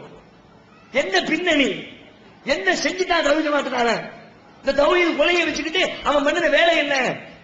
என் தப்ப சுட்டி காட்டினா அப்ப நபி நாயகம் ஸல்லல்லாஹு அலைஹி வஸல்லம் தன்னுடைய தோழர்களின் தவறுகளை எத்தனை கட்டங்களில் சுட்டி காட்டினார்கள்? கடுமையான வார்த்தைகளை சுட்டி காட்டினாங்களே. நபிகளாருடைய வாழ்க்கையை எடுத்து பாருங்க. எவ்வளவு கடுமையான கட்டங்கள். பல நேரங்கள் நபி ஸல்லல்லாஹு அலைஹி வஸல்லம் தன்னுடைய தோழர்கள் செய்த தவறுகளை எல்லாம் ஒரு தடவை கூட பார்த்து கொண்டு சும்மா இருந்தது கிடையாது. கவனத்துக்கு வந்துட்டா உடனே சிங்கமா சீறிடுவாங்க. ஒரு தடவை வசூல் பண்ணிட்டு வர சொல்றாங்க, ஜகாத்து வசூல் பண்ணிட்டு வர்றாரு வெளியூர்ல இருந்து. வர்றவரு பங்கு வைக்கிறாரு. நாங்க ஜகாத்து பணம் எல்லாத்தையும் கணக்கு வழக்கு கொடுத்தாச்சு வச்சுக்கோங்க. இதுவெல்லாம் நமக்கு போன இடத்துல மக்கள் அன்பளிப்பா கொடுத்தாங்க. தனியா பிரிக்கிறார். நபிகள் நாயகம் ஸல்லல்லாஹு அலைஹி வஸல்லம் பாக்குறாங்க, இது சரியில்லையே. இவரை ஜகாத்துக்காக வேண்டிய வசூல் பண்ண அனுப்பி இருக்கிறோம். முன்ன பின்ன இவரை பத்தி அந்த மக்களுக்கு தெரியாது, சொந்த பந்தங்களும் கிடையாது, நண்பர்களும் கிடையாது. இப்ப நம்ம வேலைக்காக வேண்டி போயிட்டு அவரும் சம்பாத்தியம் பண்ணிட்டு வந்தாருன்னா அப்ப இது கரப்ஷன் மாதிரி தோணுது என்று அவருடைய குற்றத்தை உணர்ந்து கொண்ட நபிகள் நாயகம் ஸல்லல்லாஹு அலைஹி வஸல்லம் உடனே மிம்பர்ல ஏறுறாங்க. மக்களை கூட்டு மிம்பர்ல ஏறினா என்ன அர்த்தம்? கூட்டுப்பா, 18 பெட்டி கூட்டுங்கிற மாதிரி மதீனா மக்களை கூட்டு வந்து உட்காரு. கடுமையான வார்த்தைகள் பேசுறாங்க. இந்த ஆளு போயிட்டு வந்து எனக்கு அன்பளிப்புங்கிறாரு. இவர் அவரு அப்பா வீட்டுல உட்கார்ந்து இருந்தா இவருக்கு அன்பளிப்பு கொடுப்பாங்களா? இவன் அம்மா வீட்டுல உட்கார்ந்து இருந்தாரு அன்பளிப்பு வந்து கொடுப்பாங்களா? அன்பளிப்புனா அன்புல வர்றது. இவர் மேல அன்பு செலுத்தி அன்பளிப்பான பொருளை கொடுப்பதற்கு நட்பா, உறவா, சொந்தமா, பந்தமா, என்ன தொடர்பு? இந்த மாதிரி வேலையை வச்சுக்க கூடாது என்று நபிகள் நாயகம் கண்டித்தார்களே. நபிகள் நாயகம் செய்யறது தவறா? தப்பு சுட்டி காட்டுறது குற்றமா? எத்தனை கட்டங்கள்ல தான் சொந்த மருமகன் கல்யாணம் முடிச்சிருந்தாங்க, பாத்திமா முடிச்சிருந்தாங்க, அலி ரலியல்லாஹு அன்ஹு ஒரு விதத்தில் நபிகள் நாயகத்துடைய ஒன்றுவிட்ட சகோதரர், தம்பி முறையும் கூட. பெரியப்பா மகன் தானே, அப்துல் முத்தலிப் அபூ தாலிபுடைய மகன் தானே. ரசூலுல்லாஹ்வுக்கு தம்பி முறை கூட. சின்ன வயசுல இருந்து ரசூலுல்லாஹ் தான் அலிய வளர்க்கவும் செஞ்சாங்க. சின்ன வயசுல இஸ்லாத்துக்கு வந்துட்டதுனால அலிய தாம் பொறுப்புல ரசூலுல்லாஹ் தான் கார்டியனாக இருந்து பாதுகாத்துக் கொண்டிருந்தார்கள். அப்ப தன்னுடைய பாசத்திற்குரியவர், தனது பிள்ளையின் இடத்திலே வைத்து வளர்க்கப்பட்டவர், தன்னுடைய சகோதரருடைய அந்தஸ்திலே ரத்தபந்த உறவிலே இருக்கிறவர், அதைவிட மேலாக தான் பெற்ற பிள்ளையை கட்டி கொடுத்திருக்கிற தன்னுடைய மருமகன். அப்படிப்பட்ட மருமகன் விஷயத்தில் ஒரு பஞ்சாயத்து சபைக்கு வருகிறது. மகள் வழியாக வருகிறது. என்ன பஞ்சாயத்து? உங்க மருமகன் அலி அபூஜலுடைய பிள்ளையை கட்டிக்க போறாராம, 2ஆம் கல்யாணமா, பேச்சுவார்த்தை ஓடிக்கிட்டு இருக்கிற, கேட்க மாட்டீங்களா? நபிகள் நாயகம் ஸல்லல்லாஹு அலைஹி வஸல்லம் அவர்களிடத்துல வழக்கு வருகிறது. பாத்திமா ரலியல்லாஹு அன்ஹா அவர்களின் வெளியாக ரசூலுல்லாஹ் கொண்டு வந்த மார்க்கத்துல 2ஆம் கல்யாணம் பண்றதுக்கு அனுமதி இருக்குது. மறுக்கப்படல, தடுக்கப்படல. ஆனா அதுக்கு ரூல்ஸ் அண்ட் ரெகுலேஷன்ஸ் இருக்கிறது. அதுக்கான எப்ப செய்யணும், யார் செய்யணும், பொசுக்கு பொசுக்குன்னு பொம்பளை பார்த்தா ஆசைப்படுற கல்யாணம் பண்ணா கதைக்காகுமா? இன்னைக்கு பல பேர் ரெண்டாம் கல்யாணம் பண்றவங்க அப்படிதான் பண்ணிட்டு இருக்கிறான். தேவை இருந்து பண்ற ஆளுக்கிறா. அவ பார்த்தோம் பிடிச்சிருந்துச்சு, நம்ம கடையிலே வேலை பார்த்துட்டு இருந்துச்சு, அடிக்கடி நம்ம பூத்துக்கு வந்து போன் பண்ணிக்கிட்டு இருந்துச்சு. கல்யாணம் பண்ணி பஞ்சாதி கொடுக்கிற வேலையை கொடுக்க முடியாது. அதுக்கே மாசம் வீட்டு வாடகைக்கு 2000 ரூபாய் 1500 ரூபாய் கொடுத்துட்டு வீட்டுக்காரன் கெஞ்சிக்கிட்டு இருப்பாரு, அடுத்த மாசம் சேர்த்து 500 ரூபாய் கொடுத்துருவேன் அப்படின்னு கெஞ்சிக்கிட்டு இருக்க லட்சணத்துல மூத்த பஞ்சாதிக்கு கொடுக்க வேண்டிய வேலைகளை முடியல, வருமானம் பத்தல, உடம்புல தெம்பும் இல்ல. இந்தியாவில எல்லாம் பெரும்பாலும் தெம்பு குறைஞ்சவங்க, அரபு நாடு மாதிரிலாம் கிடையாது. அதெல்லாம் இருக்கு. சிலவர் சும்மா கல்யாணம் பண்ற அதெல்லாம் இருக்குமா. அவன் முடிக்கிறான்னா முடிக்கலாம், இருக்குது, அது மறுக்கல, 100% எல்லாம் நோஞ்சான்னு சொல்ல வரல, இருக்குது. ஆனால் தேவைன்னு சொல்ற அளவுக்கு ஒரு பெண்ணோட வாழ்க்கைன்றத முடியல, 2வது திருமணம் செஞ்சாதான் என்னுடைய உணர்ச்சிகளுக்கு முறையான வடிகால் இருக்கும் அப்படிங்கறது மாதிரி ஒருத்தர் சொல்றதா இருந்தா அதுக்கு தகுந்த மாதிரி தாக்கத்து இருக்கணும் உடம்புல. நம்ம திங்கிற தீவிரம் அப்படியா இருக்குது, எல்லாம் சோத்த அள்ளி வயிற்று நினைச்சுக்கிட்டு, சோத்துல என்ன இருக்கு, வெறும் கார்போஹைட்ரேட் ஒண்ணும் கிடையாது. தின்னு தின்னு உடம்ப வேற புசு புசுன்னு வச்சிருக்காங்க தவிர ஒரு இடம் கிடையாது, உடம்புல சத்து கிடையாது. அரபு நாட்டுக்காரன் முடிக்கிறான்னா அவன் தீவனமே வேற. ஆட்டை அறுத்து உள்ள பாதாம் வைக்கிறான், பிஸ்தா வைக்கிறான், 4 பேர் உட்கார்ந்து ஒரு ஆட்டை காலி பண்றான், என்னெல்லாம் பண்றான் இல்லையா. ஒரே பேரிச்சம்பழத்தை உரிச்சு உரிச்சுட்டீங்கன்னா காஞ்ச பேரிச்சம்பழமா, அவன் சாப்பிடுற சாப்பாடே அப்படி சும்மா இருக்க விடாது. அதனால பொசுக்கு பொசுக்குன்னு வருவாங்க, கொஞ்ச நாளைக்கு மாத்தி விடுவாங்க, திரும்ப அடுத்துப்பாங்க, 1 2 3 4 அது மீட்டு ஓடிக்கிட்டு இருக்கும். இங்க ஓடுற அளவுக்கா இருக்குது. இப்ப இந்த லெவல்ல இருந்து கொண்டு அவர் 2வது திருமணத்தை நோக்கி நம்ம ஊர்ல போற ஆட்கள்லாம் ரொம்ப ஆசைக்கு அடிமைப்பட்டு போகிற ஆட்கள். அதனாலதான் கல்யாணம் வெளியே தெரியாம கல்யாணம் முடிக்கிறான், யாருக்கும் சொல்லாம கல்யாணம் முடிக்கிறான். இப்படி எல்லாம் முன்னாடி தெரிஞ்சுச்சுன்னா கம்ப தூக்கிடுவாள, சபையில கூட்டிடுவாள, 2வது முடிக்கிட்டுங்க. ஏன் முடிக்கிற காரணத்தை சொல்லுங்க. அவர் எனக்கு கொடுக்குற காசை கொடுத்தாரா? என் பிள்ளைங்களுக்கு படிக்கிறதுக்கு வைக்கிறதுக்கு உண்டான செலவுக்கு சாப்பாட்டு கொடுத்தாரா? எங்களை பட்டினி போட்டு 2வது கல்யாணம் பண்ணி அந்த பிள்ளையும் சேர்த்து பட்டினி போடுவா? நாங்க பட்டினி கிடக்கிறோம். இன்னைக்கு இவரை கட்டினது புண்ணியத்துக்காக வேண்டி அந்த பட்டினி நாங்க தாங்கிட்டு இருக்க மாதிரி இன்னொரு பிள்ளைய கட்டிட்டு வந்து அந்த பிள்ளைய பட்டினி போடுறதுக்கா? நியாயமான கேள்விகள் கேட்பார்களே. அப்ப பொஞ்சாதிக்கு தெரியாம வெளியே தெரியாம உள்ள அண்டர் கிரவுண்ட்ல பண்ணிருங்க. ஜமாத் தலைவர் வந்து பேசுவான், யாருக்கும் தெரிஞ்ச கூடாது, காதுங்கால் வச்ச மாதிரி முடிச்சிருக்க. பொண்ணுடைய வாழ்க்கை ரொம்ப போயிடும். அந்த பிள்ளை அந்த 2வது கல்யாணம் பண்றாரு, அந்த பிள்ளை வாழ்க்கை ரொம்ப போயிருமா, அதுக்காக வேண்டி காதுங்கால் வச்ச மாதிரி முடிச்சு கொடுத்துருங்க. அதை பண்ணி கொடுக்குறதுக்கு பல ஜமாத் இருக்குன்னு வைங்க. ஆனா இஸ்லாத்துல இது கிடையாது. ஏற்கனவே கல்யாணம் பண்ணி குடும்பம் நடத்துற பெண் இடத்துல 2வது கல்யாணம் பண்றதா இருந்தா காரணத்தை போய் சொல்லு, விவரத்தை விளக்கு. ஏமா 2வது கல்யாணம் பண்ணாதான் முடியும், உன் உடம்பு நமக்கு ஒத்து வர மாட்டேங்குது, கம்பெனிக்கு ஆளு ஈக்குவலா இல்ல, இன்னொரு ஆளு இருந்தா தான் கடை நடத்துற வசதியா இருக்கும், விலைக்கு கொடுங்க. நெசமான காரணமா இருந்தா மூத்த பஞ்சாதி அவன் அப்ஜெக்ஷன் பண்றா, அவளுக்கு தெரியும் தானே உண்மைதான். இல்ல இதுக்கு நம்ம அனுமதி கொடுக்கலாட்டி கடைசியில வீட்டு சாப்பாடு கிடைக்கலாட்டி கடை சாப்பாடு போயிட்டா என்ன பண்றது? அதனால அவ நியாயத்தை கருத்துல கொண்டு சமுதாயம் ஏற்றுக்கொள்ளும். மூத்த மனைவி ஒத்துக்கொள்வார் நியாயமாக இருந்தால். தேவையில்லாம புரண்டு பிடிக்க போற ஆள்கள் கிடையாது பெரும்பாலும். இந்த லெவல்ல மார்க்க இப்படி சொல்லி இருக்கிறது. முதல் பொருளுடைய பெர்மிஷன், அனுமதி, போக்குவரத்து, பேச்சுவார்த்தை எல்லாத்தையும் முடிச்சுட்டு இல்லாட்டி கணக்கு வழக்கு பைசல் பண்ணிட்டு உன் உடவாள பிடிக்கிறமா அந்த பிள்ளை தான் கட்டுவியா, அந்த பிள்ளைக்கு இந்த பிள்ளை முதல் பிள்ளைகளுடைய கணக்க முடியும், அதுக்கு பிறகு கல்யாணத்தை முடிச்சுக்கலாம். இப்படித்தானே மார்க்கம் சொல்லுது. நபிகள் நாயகம் ஸல்லல்லாஹு அலைஹி வஸல்லம் சொல்லி தந்திருக்கிற இந்த செட்டப்பின் படி அலி ரலியல்லாஹு அன்ஹு பேச்சுவார்த்தை நடத்த பாத்திமாவிடத்துல கேட்கல. பாத்திமாவுடைய தந்தை நபிகள் நாயகம் ஸல்லல்லாஹு அலைஹி வஸல்லம் இடத்துல விவரத்தை விளக்கல.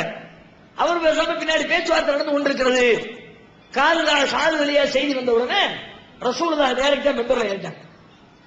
நபிகள் நாயகம் ஸல்லல்லாஹு அலைஹி வஸல்லம் சொல்றாங்க, என்னங்க நடந்துட்டு இருக்கு? அல்லாஹ்வுடைய தூதருடைய மகளுடைய இடத்துல இன்னொரு ஆளை கொண்டு வைக்க போறன்னு சொல்லிட்டு இருக்கிறாரு. அவர் அதை செய்ய விருப்பப்பட்டால் முதலில் என்னுடைய மகளை அவர் விவாகரத்து செய்து விடட்டும், பிரச்சனை இல்லை, அதுதான் தேவையான தேர்ந்தெடுக்கட்டும், மார்க்கத்தில் உரிமை இருக்கிறது. ஒரு மனைவி வேண்டாம்னு சொல்லிட்டா இன்னொரு மனைவி திருமணம் செய்யலாம், தப்பு கிடையாது. அல்லது முதல் மனைவி இடத்துல பெர்மிஷன் வாங்கிட்டா பண்ணிக்கலாம், தப்பு கிடையாது. என் மக அனுமதிக்கல, இந்த லெவல்ல அவர் 2வது கல்யாணம் பண்ண போனார்னா மார்க் அடிப்படையில் சரிபட்டு வராது. அதனால என் மகளுடைய கணக்கை பைசல் பண்ணட்டும். என்ன நினைச்சிருக்காரு அவரு என்று மிம்பரில் ஏறி நின்று மக்களுக்கெல்லாம் தெரிகிற விதமாக தன்னுடைய சொந்த குடும்ப உறுப்பினரை தன்னுடைய குடும்ப பிரச்சனையை, தன்னுடைய மகள் சம்பந்தப்பட்டிருக்கிற குடும்ப வாழ்க்கை சம்பந்தப்பட்ட பிரச்சனையை மக்கள் மத்தியில் நின்று கொண்டு கடினமான வார்த்தைகளை எச்சரித்து கண்டித்தார்கள் என்று சொன்னால் நபிகள் நாயகம் செய்த கண்டனம் தவறா? தவறுகளை சுட்டிக்காட்டியது தவறா? அதை விமர்சித்தது தவறா? எது தவறு? ஒரு நபித்தோழர் தன்னுடைய அடிமையை பார்த்து பேசுகிறார். கோபத்துல ஏதோ சொன்னது செய்யல போல இருக்கு, என்ன பிரச்சனை தெரியல, கடுமையா திட்டிவிட்டார். கருப்பி பெத்த மோனன்ட்டார். என்ன சொல்லிவிட்டாரு?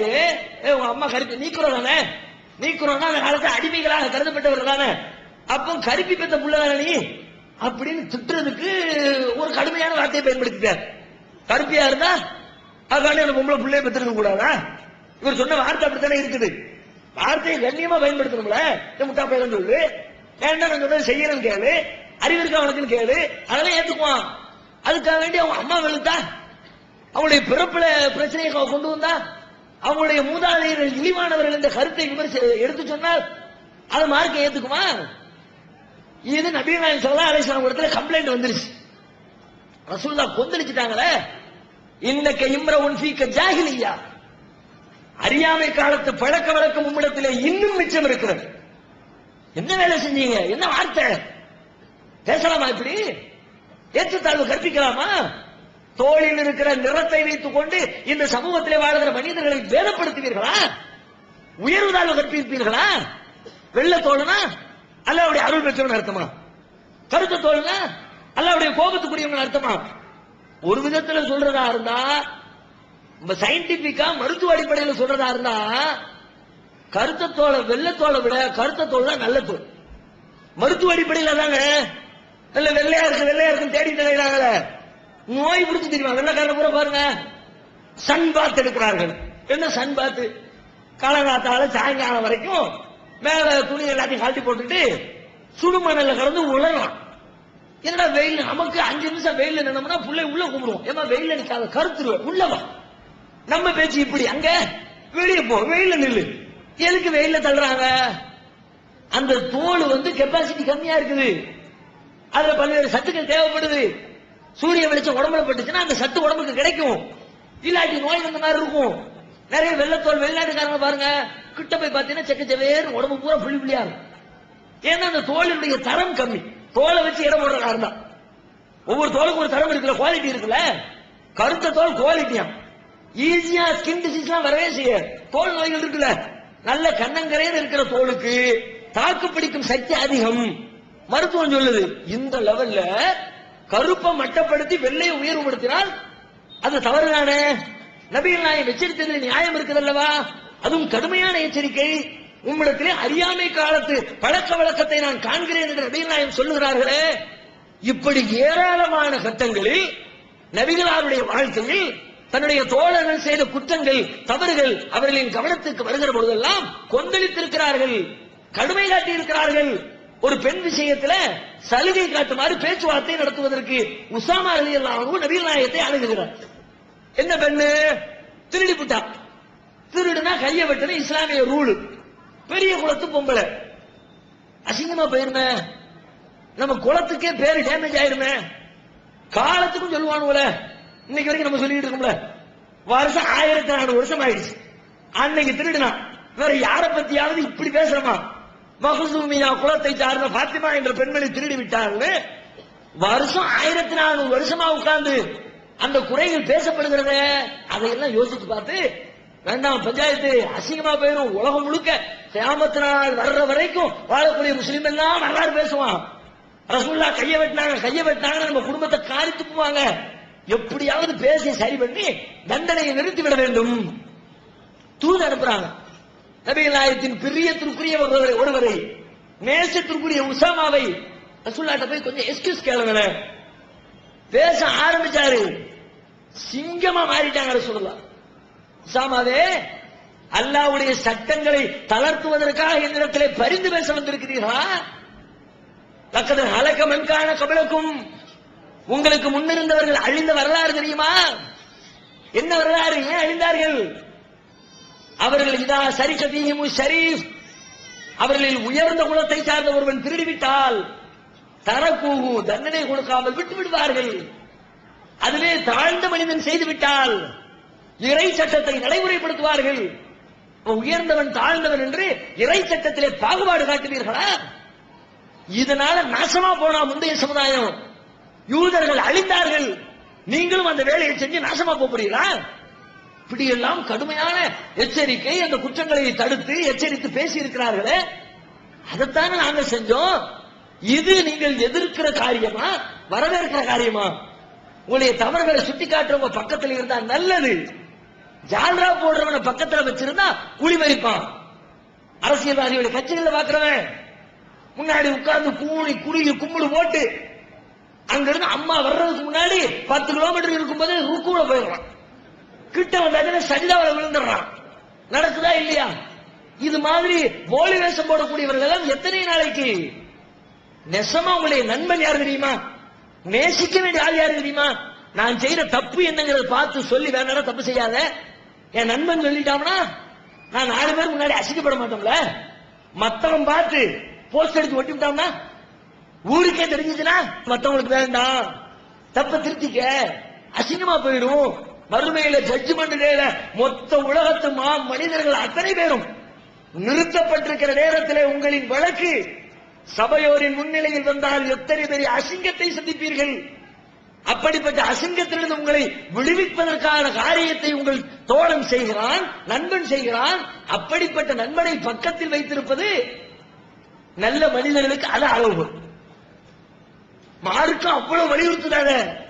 அவ்வளவு ஏங்க ஒரு அரசியல்வாதி இந்த வேற குமுதம் பத்திரிகையில வந்த ஒரு தகவல், மொரார்ஜி தேசாய் ஒரு பிரதமர் இருந்தார்ல, துக்ளக் ஷோ தன்னுடைய கடந்த கால அனுபவங்களை பத்தி ஒரு கட்டுரை எழுதி கொண்டு வருகிறார். அதுல இந்த வார குமுதத்தில் ஒரு செய்தி எழுதியிருக்கிறாரு. மொரார்ஜி தேசாய் அவருடைய பீரியட்ல மகன் ஊழல் செய்து விட்டான்னு ஒரு குற்றச்சாட்டு. பாராளுமன்றமே ஸ்தம்பிக்கிறது, எந்த பிரச்சனையும் நடத்த முடியல. பதவி விலகு, மகன் வந்து இது மாதிரி ஒரு பெரிய ஊழல் செஞ்ச இவனுடைய தகப்பன் பிரதமராக இருக்கக்கூடாது, பாராளுமன்றமே ஸ்தம்பிக்கணும். உடனே அவர் தெளிவா டிக்ளேர் பண்றார் மொரார்ஜி தேசாய், என் மகன் தப்பு செஞ்சான்னு சொல்லல, யாராவது ஒரு எம்பி அதை ஒரு கம்ப்ளைண்டா எழுதி கொடு, இந்த மாதிரி செஞ்சிருக்கிறார், அது எங்களுக்கு எவிடன்ஸ் இருக்கிறது, நடவடிக்கை எடு அப்படின்னு ஒரு ரெக்கார்டை கொடு. நான் என் மேல என் மகன் மீது முறையான விசாரணை செய்து நடவடிக்கை எடுக்கிறேன், அறிவிக்கிறேன். வெறுமனே கூச்சல் குழப்பம் பண்ணா, பதவி விலகுனா, இப்படி எல்லாம் சும்மா பூச்சாண்டி காட்டுனா நான் பயப்பட மாட்டேங்க. தெளிவா டிக்கல் பண்ணிட்டு போயிட்டார். ஆனாலும் நாட்கள் நீடிக்கிறது, பாராளுமன்றம் ஸ்தம்பிக்கிறது, எதுவுமே பேச முடியவில்லை. எதிர்க்கட்சிகளுடைய கூச்சல் அதிகரித்துக் கொண்டே இருக்கிறது. அந்த நேரத்தில் துக்ளக் ஷோ மொரார்ஜியை சந்திப்பதற்கு ஒரு வாய்ப்பு கிடைத்து சந்திக்க போறார். அப்ப அவர் சொல்றாரு, நான் உங்களுக்கு ஒரு ஐடியா சொல்றேன், சிம்பிளா அந்த பிரச்சனையை சால்வ் பண்ணிடலாம். என்ன பிரச்சனை எப்படி பண்றது தெரியுமா? இவங்க எல்லாருமே பத்திரிகை செய்தி வச்சுக்கிட்டு தான் பாராளுமன்றத்தில் குதிக்கிறாங்க. இந்த பத்திரிகையில நியூஸ் வந்துருச்சுன்னு நம்ம என்ன பண்ணுவோம், கோர்ட்ல ஒரு வழக்க போடுவோம். இந்த மாதிரி மகன் தப்பு செஞ்சுட்டான், இந்த ஒரு கேஸ் போட்டு விட்டுருவோம். கோர்ட்டுக்கு கேஸ் போயிடுச்சுன்னா பார்லிமெண்ட்ல பேச முடியாது, பிரச்சனை இஷ்யூ அடங்கிரும், கோர்ட்டும் கூட தள்ளுபடி பண்ணிரும். ரெக்கார்டு இல்ல, ஆதாரம் இல்ல, இது வெறும் பேப்பரை வச்சுக்கிட்டு நடவடிக்கை எடுக்க முடியாதுன்னு கேஸ தள்ளுபடி பண்ணிடுவாங்க, நம்ம இதை ஜெயிச்சிடலாம் அப்படின்னு துக்ளக் ஷோ அவருக்கு அறிவுரை சொல்கிறார். சொன்ன மாத்திரத்தில் சொல்லிட்டு அவர் சொல்றாரு, இதற்கு அவர் சொன்ன பதில், இதனை அவர் எடுத்துக்கொண்ட விதம் என்னை மெய்சில் இருக்க வச்சிருச்சு. என்னமா கட்டுமையா கோவப்பட்டு உன்னை நல்லவன் நினைச்சு உன் கூட நான் நட்பு வச்சிருக்கேன், நீ எனக்கு இது மாதிரி தந்திரமான ஐடியா சொல்லி தர்றியா? தந்திரம் செய்து ஜெயிக்க வேண்டிய தேவை எனக்கு இல்லை, நேர்மையா சந்திப்பேன். இப்பவும் அவன்கிட்ட சொல்றேன், ஒரு எம்பி லெட்டர் கொடுத்தா அதை வச்சுக்கிட்டு நேர்மையாக நடவடிக்கை எடுப்பதற்கு நான் தயார். என் மகன் விட்டு கொடுக்க தேவையில்லை, குற்றச்சாட்டை கொண்டு வந்து கன்ஃபார்ம் பண்ண சொல்லு, நான் நடவடிக்கை எடுக்கிறேன், அதான் என் பார்வை. இப்படி என்கிட்ட பேசாத இருக்கிறார். இவர் திரும்ப திரும்ப சொல்றார், இல்லங்க நீங்க சொல்றது கரெக்ட் தான், நேர்மையா தான் போகணும். ஆனா அவங்க இல்லாததை பூதாகரப்படுத்துறாங்கல்ல, அவங்க தந்திரம் செய்யும் போது நம்மளும் தந்திரம் செய்யணும்னால திரும்ப திரும்ப சொல்றார். அவரும் திரும்ப திரும்ப பதிலளிக்கிறார். கடைசியில துக்ளக் சொல்லியிருக்காரு, சோ சரி நீங்க விரும்பல, நான் கோர்ட்டுக்கு கேஸ கொண்டு போனா அப்ப நீங்க என்ன செய்வீங்க? இதுக்கு பிறகு என் மூஞ்சல் நீ முழிக்காத, கிளம்பு.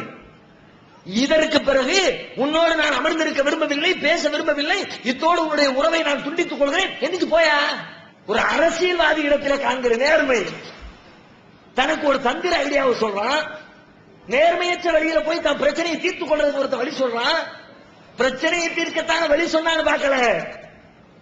அந்த சொல்ற வழி எப்படி வழி? மக்களுடைய நம்பிக்கையை பெறுகிற வழியா? என் மீது மக்கள் வைத்திருக்கிற நம்பிக்கையை குறைக்கிற வழியா? என் தவறுகளை சுட்டிக்காட்டி சீர்திருத்தம் செய்கிறவன் என் அருகிலே இருக்க வேண்டுமே தவிர, என் தவறுகளை நியாயப்படுத்தி அதற்கு சால்ஜாப்பு சொல்லி அதை தூக்கி பிடித்து இவன் தப்பே செய்கிற உத்தம புத்திரன்டா என்று சொல்லக்கூடியவன் என் அருகில் தேவையில்லை. அரசியல்வாதி சொல்றான். அவனுக்கு இருக்கிற நேர்மையை விட லட்சம் மடங்கு ஒரு இஸ்லாமியனுக்கு நேர்மை இருக்க வேண்டுமா இல்லையா? உங்களுடைய விருப்பம், உங்களுடைய தேர்வு எதுவாக இருக்கணும்? ஜால்ரா போடுற கோஷ்டி, நம்ம தவறுகளை கண்டுக்காத கோஷ்டியை பக்கத்தில் வச்சுக்காதீங்க. குழி பறிச்சு உள்ள தள்ளிடுவான். தப்ப சுட்டி காட்டுறவன் யார்? அவனை வச்சுக்கோங்க. அவன் தான் நேர்மையான நண்பன், உங்கள் விஷயத்தில் நன்மையை நாடக்கூடிய நண்பன். அந்த வேலையை நாங்கள் செய்தோம், இது எதிர்க்கப்பட வேண்டியதா? சிந்தனை செய்யுங்கள். அதே மாதிரி இந்த தௌஹீதை எதிர்ப்பதிலே முன்னணியில் இருந்து தமிழகத்திலே செயல்படக்கூடியவர் யார் அப்படின்னு பார்த்தா, ஆலிம் பெருமக்கள், உலமாக்கள். அவங்க தான் இன்னைக்கு பெரும்பாலான ஊர்களில் களத்தில் நின்று ஜும்மா உரையில உசுப்பேத்தி விட்டு பல ஜும்மாக்களுக்கு நம்ம டாபிக் எடுத்து கொடுத்திருக்கிறோம். என்ன டாபிக்? தௌஹீத் ஜமாத்துன்னு ஒரே டாபிக். முதலாவது ஜும்மா தௌஹீத் ஜமாத் அப்படி, ரெண்டாவது ஜும்மா போனா விழக்கூடாது குழப்பவாதி, மூணாவது ஜும்மாக்கு போனா அதே டாபிக், நாலாவது ஜும்மாவுக்கு அதே டாபிக். மாசம் முழுக்க வாரம் முழுக்க ஒரே குழப்பவாதி வந்து விட்டார்கள். விரலாட்டுகிறான், விரல் நீட்டுகிறான், என்ன பண்றான், தொப்பி போட மாட்டேங்கிறான், அமீன் சொல்றான், கத்துறான், கூப்பாடு போடுறான், ஒரே பஞ்சாயத்து. அவன் பேச்ச கேட்காத, கூட்டத்துக்கு போகாத, தலைவர் அப்படியே கீ கொடுத்துட்டு, தலைவரை கூட்டத்துக்கு ஏற்பாடு பண்ணிட்டு இருக்காங்க ஊர்ல, ஊரை பூரா கூட்டி சட்டம் போட்டுங்க, ஒருவே கொடுத்து போக கூடாது. இப்படியாக பின்னணியில் இருந்து இயக்குகிற இயக்கு சக்திகளாக முதலிடத்தில் இருப்பவர்கள் மார்க்க அறிஞர்கள். ஏன் செய்யறாங்க? மார்க்க அறிஞர்கள் எதிர்ப்பதன் பின்னணி என்ன?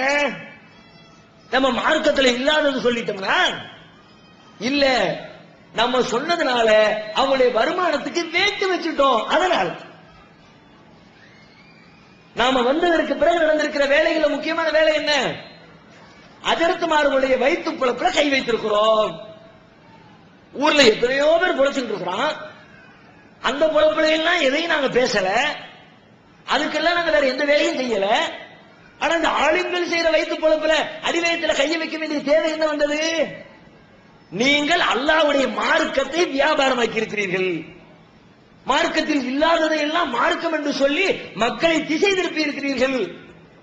இஸ்லாத்தின்படி நடக்க விரும்புகிற மக்களை, மறுமையில் சொர்க்கத்தின் பாதையில் நடக்க விரும்புகிற மக்களை நரகத்தை நோக்கி அழைத்துக் கொண்டிருக்கிறீர்கள்.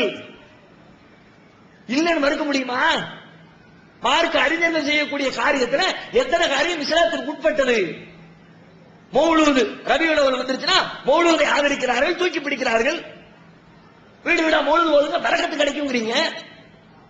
நான் கேட்கிறேன், ஊர்ல எல்லாம் வீடு வீடா ஏறி இறங்கி மௌலூது ஓதி வீடுகளுக்கு பரக்கத்தை சப்ளை செய்யக்கூடிய ஆலிம்சாக்கள் தங்களுடைய வீடுகளில் அந்த பரக்கத்திற்காக என்றைக்காவது ஒரு நாள் மௌலூது ஓதி இருப்பார்களா? எந்த ஆலிம்சா 10 பேரை கூட்டி வச்சு மௌலூது ஓதினாரு? எல்லாத்துக்கும் 50 ரூபா கொடுக்குறியா? விடு. அடுத்தவன் வாங்குறதா ஓகே, கொடுக்கிறது அதெல்லாம் கூடாது. மௌலூதின் பின்னணி பணத்தை தவிர வேறு என்ன? நானும் மௌலூது ஓதணும்னா பல வருடங்களாக அதில் காசு சம்பாதித்தவர்கள் தான், இல்லைன்னு மறுக்கல. ஆனால் அது தவறு என்று தெரிந்ததற்கு பிறகும் பணத்தின் மீது இருக்கிற மோகத்தினால் அதை தொடர்ந்து செய்து கொண்டே இருப்பீர்களா? வருமானத்துக்கு வேறு வழியே இல்லையா? மௌலூத் என்ற பெயரால் உள்ள நீங்க எழுதி வச்சிருக்கிற செய்தி என்ன? அல்லாஹ்வுடைய இடத்திலே அவனால் படைக்கப்பட்ட அற்ப ஜந்துக்களை கொண்டு போய் நிறுத்துகிற, இறைவன் பொறுத்துக் கொள்ளாத பெரும்பாவங்களின் பட்டியலில் முதலிடத்தில் இருக்கிற அல்லாஹ்விற்கு இணை கற்பிக்கிற பாவத்தை உங்களுடைய வருமான பெருக்கத்திற்காக, பொருளாதார பேராசைக்காக மக்களை முஷ்ரிக்குகளாக மாற்றுகிற வேலையை செய்வீங்களா? காசு கொடுக்கறதுக்கு தகுந்த மாதிரி மெட்டு எடுக்கிறீங்க, ராகம் எடுக்கிறீங்க. 2 மணி நேரம் மௌலூது, 5 மணி நேரம் மௌலூது, அரை மணி நேரம் மௌலூது, என்ன வித்தியாசம்? 2 மணி நேரம் ஓதுனா 200 ரூபாய், 250 ரூபாய் கல்லா கட்டலாம். 25 ரூபாய் தேருமா, 25 நிமிஷம் போதும், கிளம்பு. அவன் கொடுக்குற 25 ரூபாய்க்கு மெட்டு ராகமா மூச்சு இழுத்து தம் பிடிச்சு ஓதுவாங்களாக்கும், கிளம்பு கிளம்பு. இப்படி நடக்கிறீங்களா இல்லையா? சமுதாயத்தில் நடக்கிறதா இல்லையா? பொதுமக்கள் நல்ல கண்ணை திறந்து பாருங்க. ஏழை குடும்பத்தில் உள்ளவர் பணக்கார வீட்டுல மௌலிது ஓதும் போது பக்கத்துல இருந்து வேடிக்கை பாருங்க. அதற்கு எவ்வளவு சிரமப்பட்டு ஓதுறார், ஒரு துவா ஓதுறதுக்கு எவ்வளவு மெனக்கெடுகிறார், எத்தனை நிமிடங்கள் அதற்காக எடுத்துக்கொள்கிறார். உங்க வீட்டுல வந்து வெறும் கத்திரிக்காய் சாம்பார் வச்சு சாப்பாடு கொடுக்கும் பொழுது அதற்காக எவ்வளவு நேரம் எடுத்துக்கொண்டார் யோசிச்சு பாருங்க. பணத்தை தவிர வேற ஒண்ணும் இல்லை. பணத்துக்காக உருவாக்கப்பட்டது மௌலிது, பணத்திற்காக உருவாக்கப்பட்டது இறந்தவர்களின் பெயரால் நடக்கக்கூடிய எல்லா சடங்கு. கத்தம் பாத்தியா 3ஆம் நாள் 7ஆம் நாள் 40ஆம் நாள் வருஷம் பாத்தியா மார்க்கத்தில் உள்ளதா? இஸ்லாத்தை அறியாத மக்களிடத்துல உங்க அத்தாவுக்கு நல்லது செய்வோம், உனக்கு வளர்த்தாரு, உனக்கு வேலை வாங்கி கொடுத்தாரு, உன் மேல பாசம் காட்டினாரு, உனக்கு வீடு வாங்கி கொடுத்தாரு, அப்படிப்பட்ட அத்தா அவர் மோட்சம் பெற வேண்டாமா, சொர்க்கம் போக வேண்டாமா, என்ன செய்ய எதிர்த்து அதற்கு கையில கல்லா பணத்தை கொடு, நான் கத்தத்தை ஓதி அனுப்பிக்கிட்டே இருக்கிறேன். எந்த அளவுக்கு அந்த மோசடி நடக்கும்னா, சில ஆலிம்சாக்கள் குரானை ஓதி சேமிச்சு வச்சிருப்பாங்க. எதுக்கு? கடையில சரக்கு ஸ்டாக் வச்சிருப்பாங்களே, திடீர்னு ஆள் கேட்டு வந்துட்டா கொடுக்கணுமே, அதுக்காக வேண்டி தேவைக்கு அதிகமா ஸ்டாக் வைக்கிறது மாதிரி பெரிய முஸ்லிம்கள் அதிகமாக வசிக்கக்கூடிய ஊர்கள் எல்லாம் குரானை ஓதி ஸ்டாக் வச்சிருப்பாங்க. குரானை வாங்கி ஸ்டாக் வைக்கிறது கேள்விப்பட்டிருக்கிறோம், பார்த்திருக்கிறோம். 10 குரான் பிரிண்ட் பண்ணி வாங்கி செல்ஃபில் அடுக்கி வைக்கலாம். அது விட ஓதுனா எப்படி ஸ்டாக் வைக்க முடியும்? ஓதுனா தான் ஓதியாச்சு, வாயில இருந்து வெளியே போயிடுச்சுன்னா முடிஞ்சு போச்சு, மேட்ரு ஓவர் தானே. அதற்கு ரொம்ப சிந்தனையா தந்திரமா எப்படி ஸ்டாக் தெரியுமா? மோத்தா போயிட்டு ஒருத்தர் வருவார், குரான் ஓதணும். எத்தனை குரானு? ஒரு 4 குரான் ஓதுங்க. எடுத்து ஒரு குரானுக்கு எவ்வளவு? 500 ரூபாயா? அப்ப ஓதுங்க, ஒரு 4 ஓதுங்க 2000 ரூபாய்க்கு அப்படின்னு 4 ஓது சொல்லிடுவார். பரங்க இருந்து கைத்தெடுப்பாரு, கருப்பு கயிறு கைத்தெடுத்தா பிஸ்மில்லாஹிர் ரஹ்மானிர் ரஹீம் அதுல முடிச்சு போட்டுருக்கும், முடிச்சு அவுத்து விடுவார். முடிச்சு அவுத்தா முடிச்சுல இருந்து குரான் வெளியே போயிடுச்சான். என்னவா? குரான ஓதி கைத்துக்குள்ள கெட்டி வச்சிருக்கிறான். குரான ஓதி கெட்டி வைக்க முடியுமா? முதல்ல நானும் இந்த வேலையை செஞ்சிருக்கிறேன் பல ஊர்ல, மறுக்கல. அதுலயும் குரான ஓதிட்டு இருக்கும்போது சில நேரத்தில் யாராவது வந்தாங்கன்னா வந்திருக்கிற விவரம் தெரியாத மக்களை நம்ப வைக்கிறதுக்காக வேண்டி அப்படியே அது ஒரு ஸ்டைலா ஹிக்மத், அந்த ஓதுற ஸ்டைலு, ஊதுற ஸ்டைலு, கட்டுற ஸ்டைலா இருக்குத, அது எங்களுக்கு ஆலிம்சா வருஷத்துக்குன்னு தனி ஸ்டைல். சாதாரணமா ஊத சொல்றீங்க, எப்படி ஊதுவீங்க? ஓதி பார்க்க ஊதுறோம், குரான ஓதி ஊதுறது இருக்குல்ல, ஊதுன்னா எப்படி ஊதுவீங்க? வீட்டுல கரண்ட் போயிடுச்சு, சிமினி விளக்கோ மெழுகுத்திரியோ வச்சு எரிஞ்சுக்கிட்டு இருக்குது, திடீர்னு கரண்ட் வந்துருச்சு, புள்ளைகிட்ட சொல்றீங்க எப்ப லைட்டை அணைச்சிடறா அப்படிங்கிறீங்க. ஊதி அனுப்பாமல எப்படி ஊதுவான்? இப்படிதானே ஊதுவோம். ஆனா நாங்க எப்படி ஊதுவோம் தெரியுமா? அப்படி கைத்தை முடிச்ச ஓபன் பண்ணி வச்சுக்கிட்டு குரானை ஓதி உள்ள திணிக்கிற எப்படி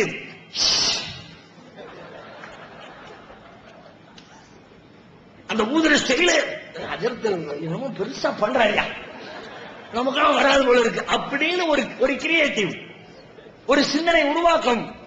இப்படி எல்லாம் தந்திரம் பண்ணி என்ன ஒரு கைத்து அவுத்தா 500 ரூபாய் உட்கார்ந்து அவுத்துக்கிட்டே இருப்பார். அவரு சொன்ன ஓதியா வச்சிருக்காரு கிடையாது, சும்மா முடிச்சு போட்டு வைக்கிறார். கையில கொடுத்து நாங்க முடிச்சு போடுவோம். அதற்கு கருப்பு கருத்து வாங்கிட்டு வந்து முடிச்சு போட்டு வைக்கிறா, ஒரு 4 முடிச்சு 5 முடிச்சு போட்டு வச்சு வர்றவன்ட்ட 5 அவுத்தாச்சு, 5 குரான் ஓடிடுச்சு, 4 அவுத்தாச்சு, 4 குரான் போயிடுச்சு. கொடு 500 ரூபாய் கொடு, 1000 ரூபாய் கொடு, 2000 ரூபாய் கொடு. இந்த செட்டப்புகள் எல்லாம் எதற்கு உருவாக்கப்பட்டது? ஆலிம்களுடைய வருமானத்திற்கு. ஒரு விதத்தில் அதுல சமுதாயத்தையும் குறை சொல்ல வேண்டியது இருக்கிறது. ஏன்? ஆலிம்களுக்கு அப்பவே கொடுக்கிற காசை உருப்படியா கொடுத்து அவரும் கொண்டாடி சிரமப்படுறாரு, வீட்டுல சும்மா இருந்து 7-8 பொம்பளை பிள்ளைகளை வச்சு உட்கார்ந்து இருக்கிறாரு. அதனால கூட கொஞ்சம் சம்பளத்தை போட்டு கொடுப்போன்ற வேலையை செஞ்சிருந்தா அவரு தொழுதாரா, பயன் பண்ணாரா, வேலையை பார்த்தாரா, போய்கிட்டே இருந்திருப்பாரு. அந்த சம்பளத்தை பூரா ஊரை போய் கேட்டா எவ்வளவு? 750 ரூபாய், 1250 ரூபாய், 1450 ரூபாய் சம்பளத்தை கூட்டுறாங்க. பிஸ்மில்லாஹிர் ரஹ்மானிர் ரஹீம்.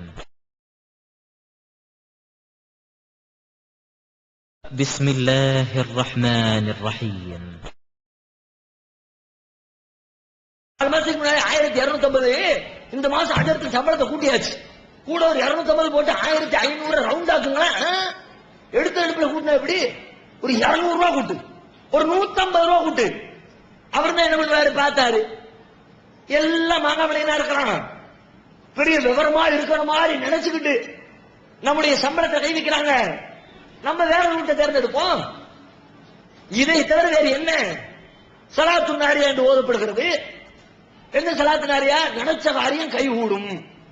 இப்ப ஆட்டோவில் ஸ்டிக்கர் போட்டு இருக்கிறாங்கல்ல, சில கடவுள் பேரை போட்டு தெய்வங்கள் பேரை போட்டு, இந்த கடவுளை கும்பிட்டு பார், நினைத்த காரியம் நிறைவேறும், கடவுளை நம்பினோர் கைவிடப்படார் அப்படின்னு போட்டு எல்லாம் அந்த கோயிலுக்கு வா இந்த கோயிலுக்கு வாங்குறாங்களே, அது மாதிரி சலாத்து நாரியா ஓது 4444 தடவை ஓதியாச்சா நினைச்ச காரியம் கைகூடி விடும். அதற்கு நினைக்கிற காரியம் என்ன? எப்படியாவது அங்க பத்து இங்க பத்து இங்க பத்து இங்க பத்து வாங்கி நம்மளும் ஒரு பெரிய லட்சத்தை சம்பாதிச்சு லட்சாதிபதி ஆயிரம்னு 25 வருஷமா வீடு வீடா ஏறி இறங்கி பாத்தியா ஓதி மௌலூது ஓதி கத்தம் ஓதி லட்சாதிபதி ஆகணும்னு பிளான் போட்டீங்க. அதற்கு நீங்க உங்க வீட்டுல 4044 கொட்டை 444 கொட்டையை வாங்கி வச்சு நீங்க ஒரு லட்சாதிபதி கனவை வச்சு அதை ஜெயித்து காட்ட வேண்டியதானே? அதற்கு தெரியும் இது அவன்கிட்ட இருந்து காசை கறக்கிற வழி. இதை செஞ்சா ஒரு காரியம் கை கூடாது, நல்லாவே தெரியும். நாங்களும் ஓத போவோம், 11 பேரு, ஒரு செட்டுக்கு 11, கிரிக்கெட் டீம் மாதிரி தான். மேல செட்டு செட்டா தான் போவோம். போய் உட்கார வச்சா சில வீட்டுக்காரன் ரொம்ப விவரமா இருப்பான், தென்காசியில ஆலிம் சகலை பத்தி தெரிஞ்சு வச்சுக்கிட்டு உட்காந்துக்கிட்டே இருப்பாரு.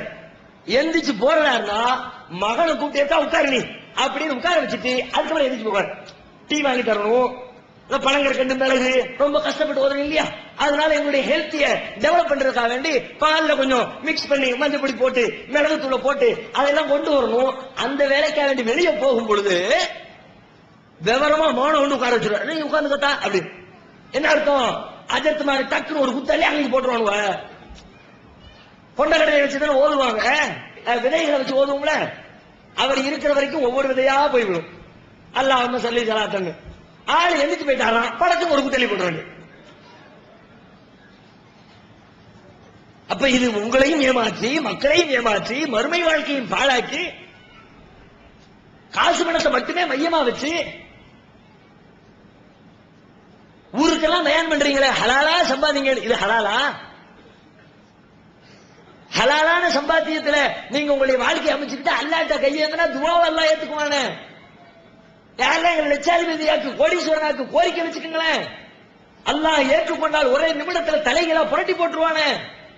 அந்த சிந்தனைக்கு இடம் கொடுக்காமல் ஊருக்கு ஹலாலை உபதேசித்து வட்டியில பிசினஸ் பண்ணனா ஹராமு அதை சொல்லுவாங்க, ஊழல் பண்ணனா ஹராமு, லஞ்சம் வாங்கினா ஹராமு, அடுத்தவன் நிலத்தை ஒரு ஜான சேர்த்து அபகரிச்சா ஹராமு, அதுவெல்லாம் ஹராம் என்று சொல்லுவீங்களே.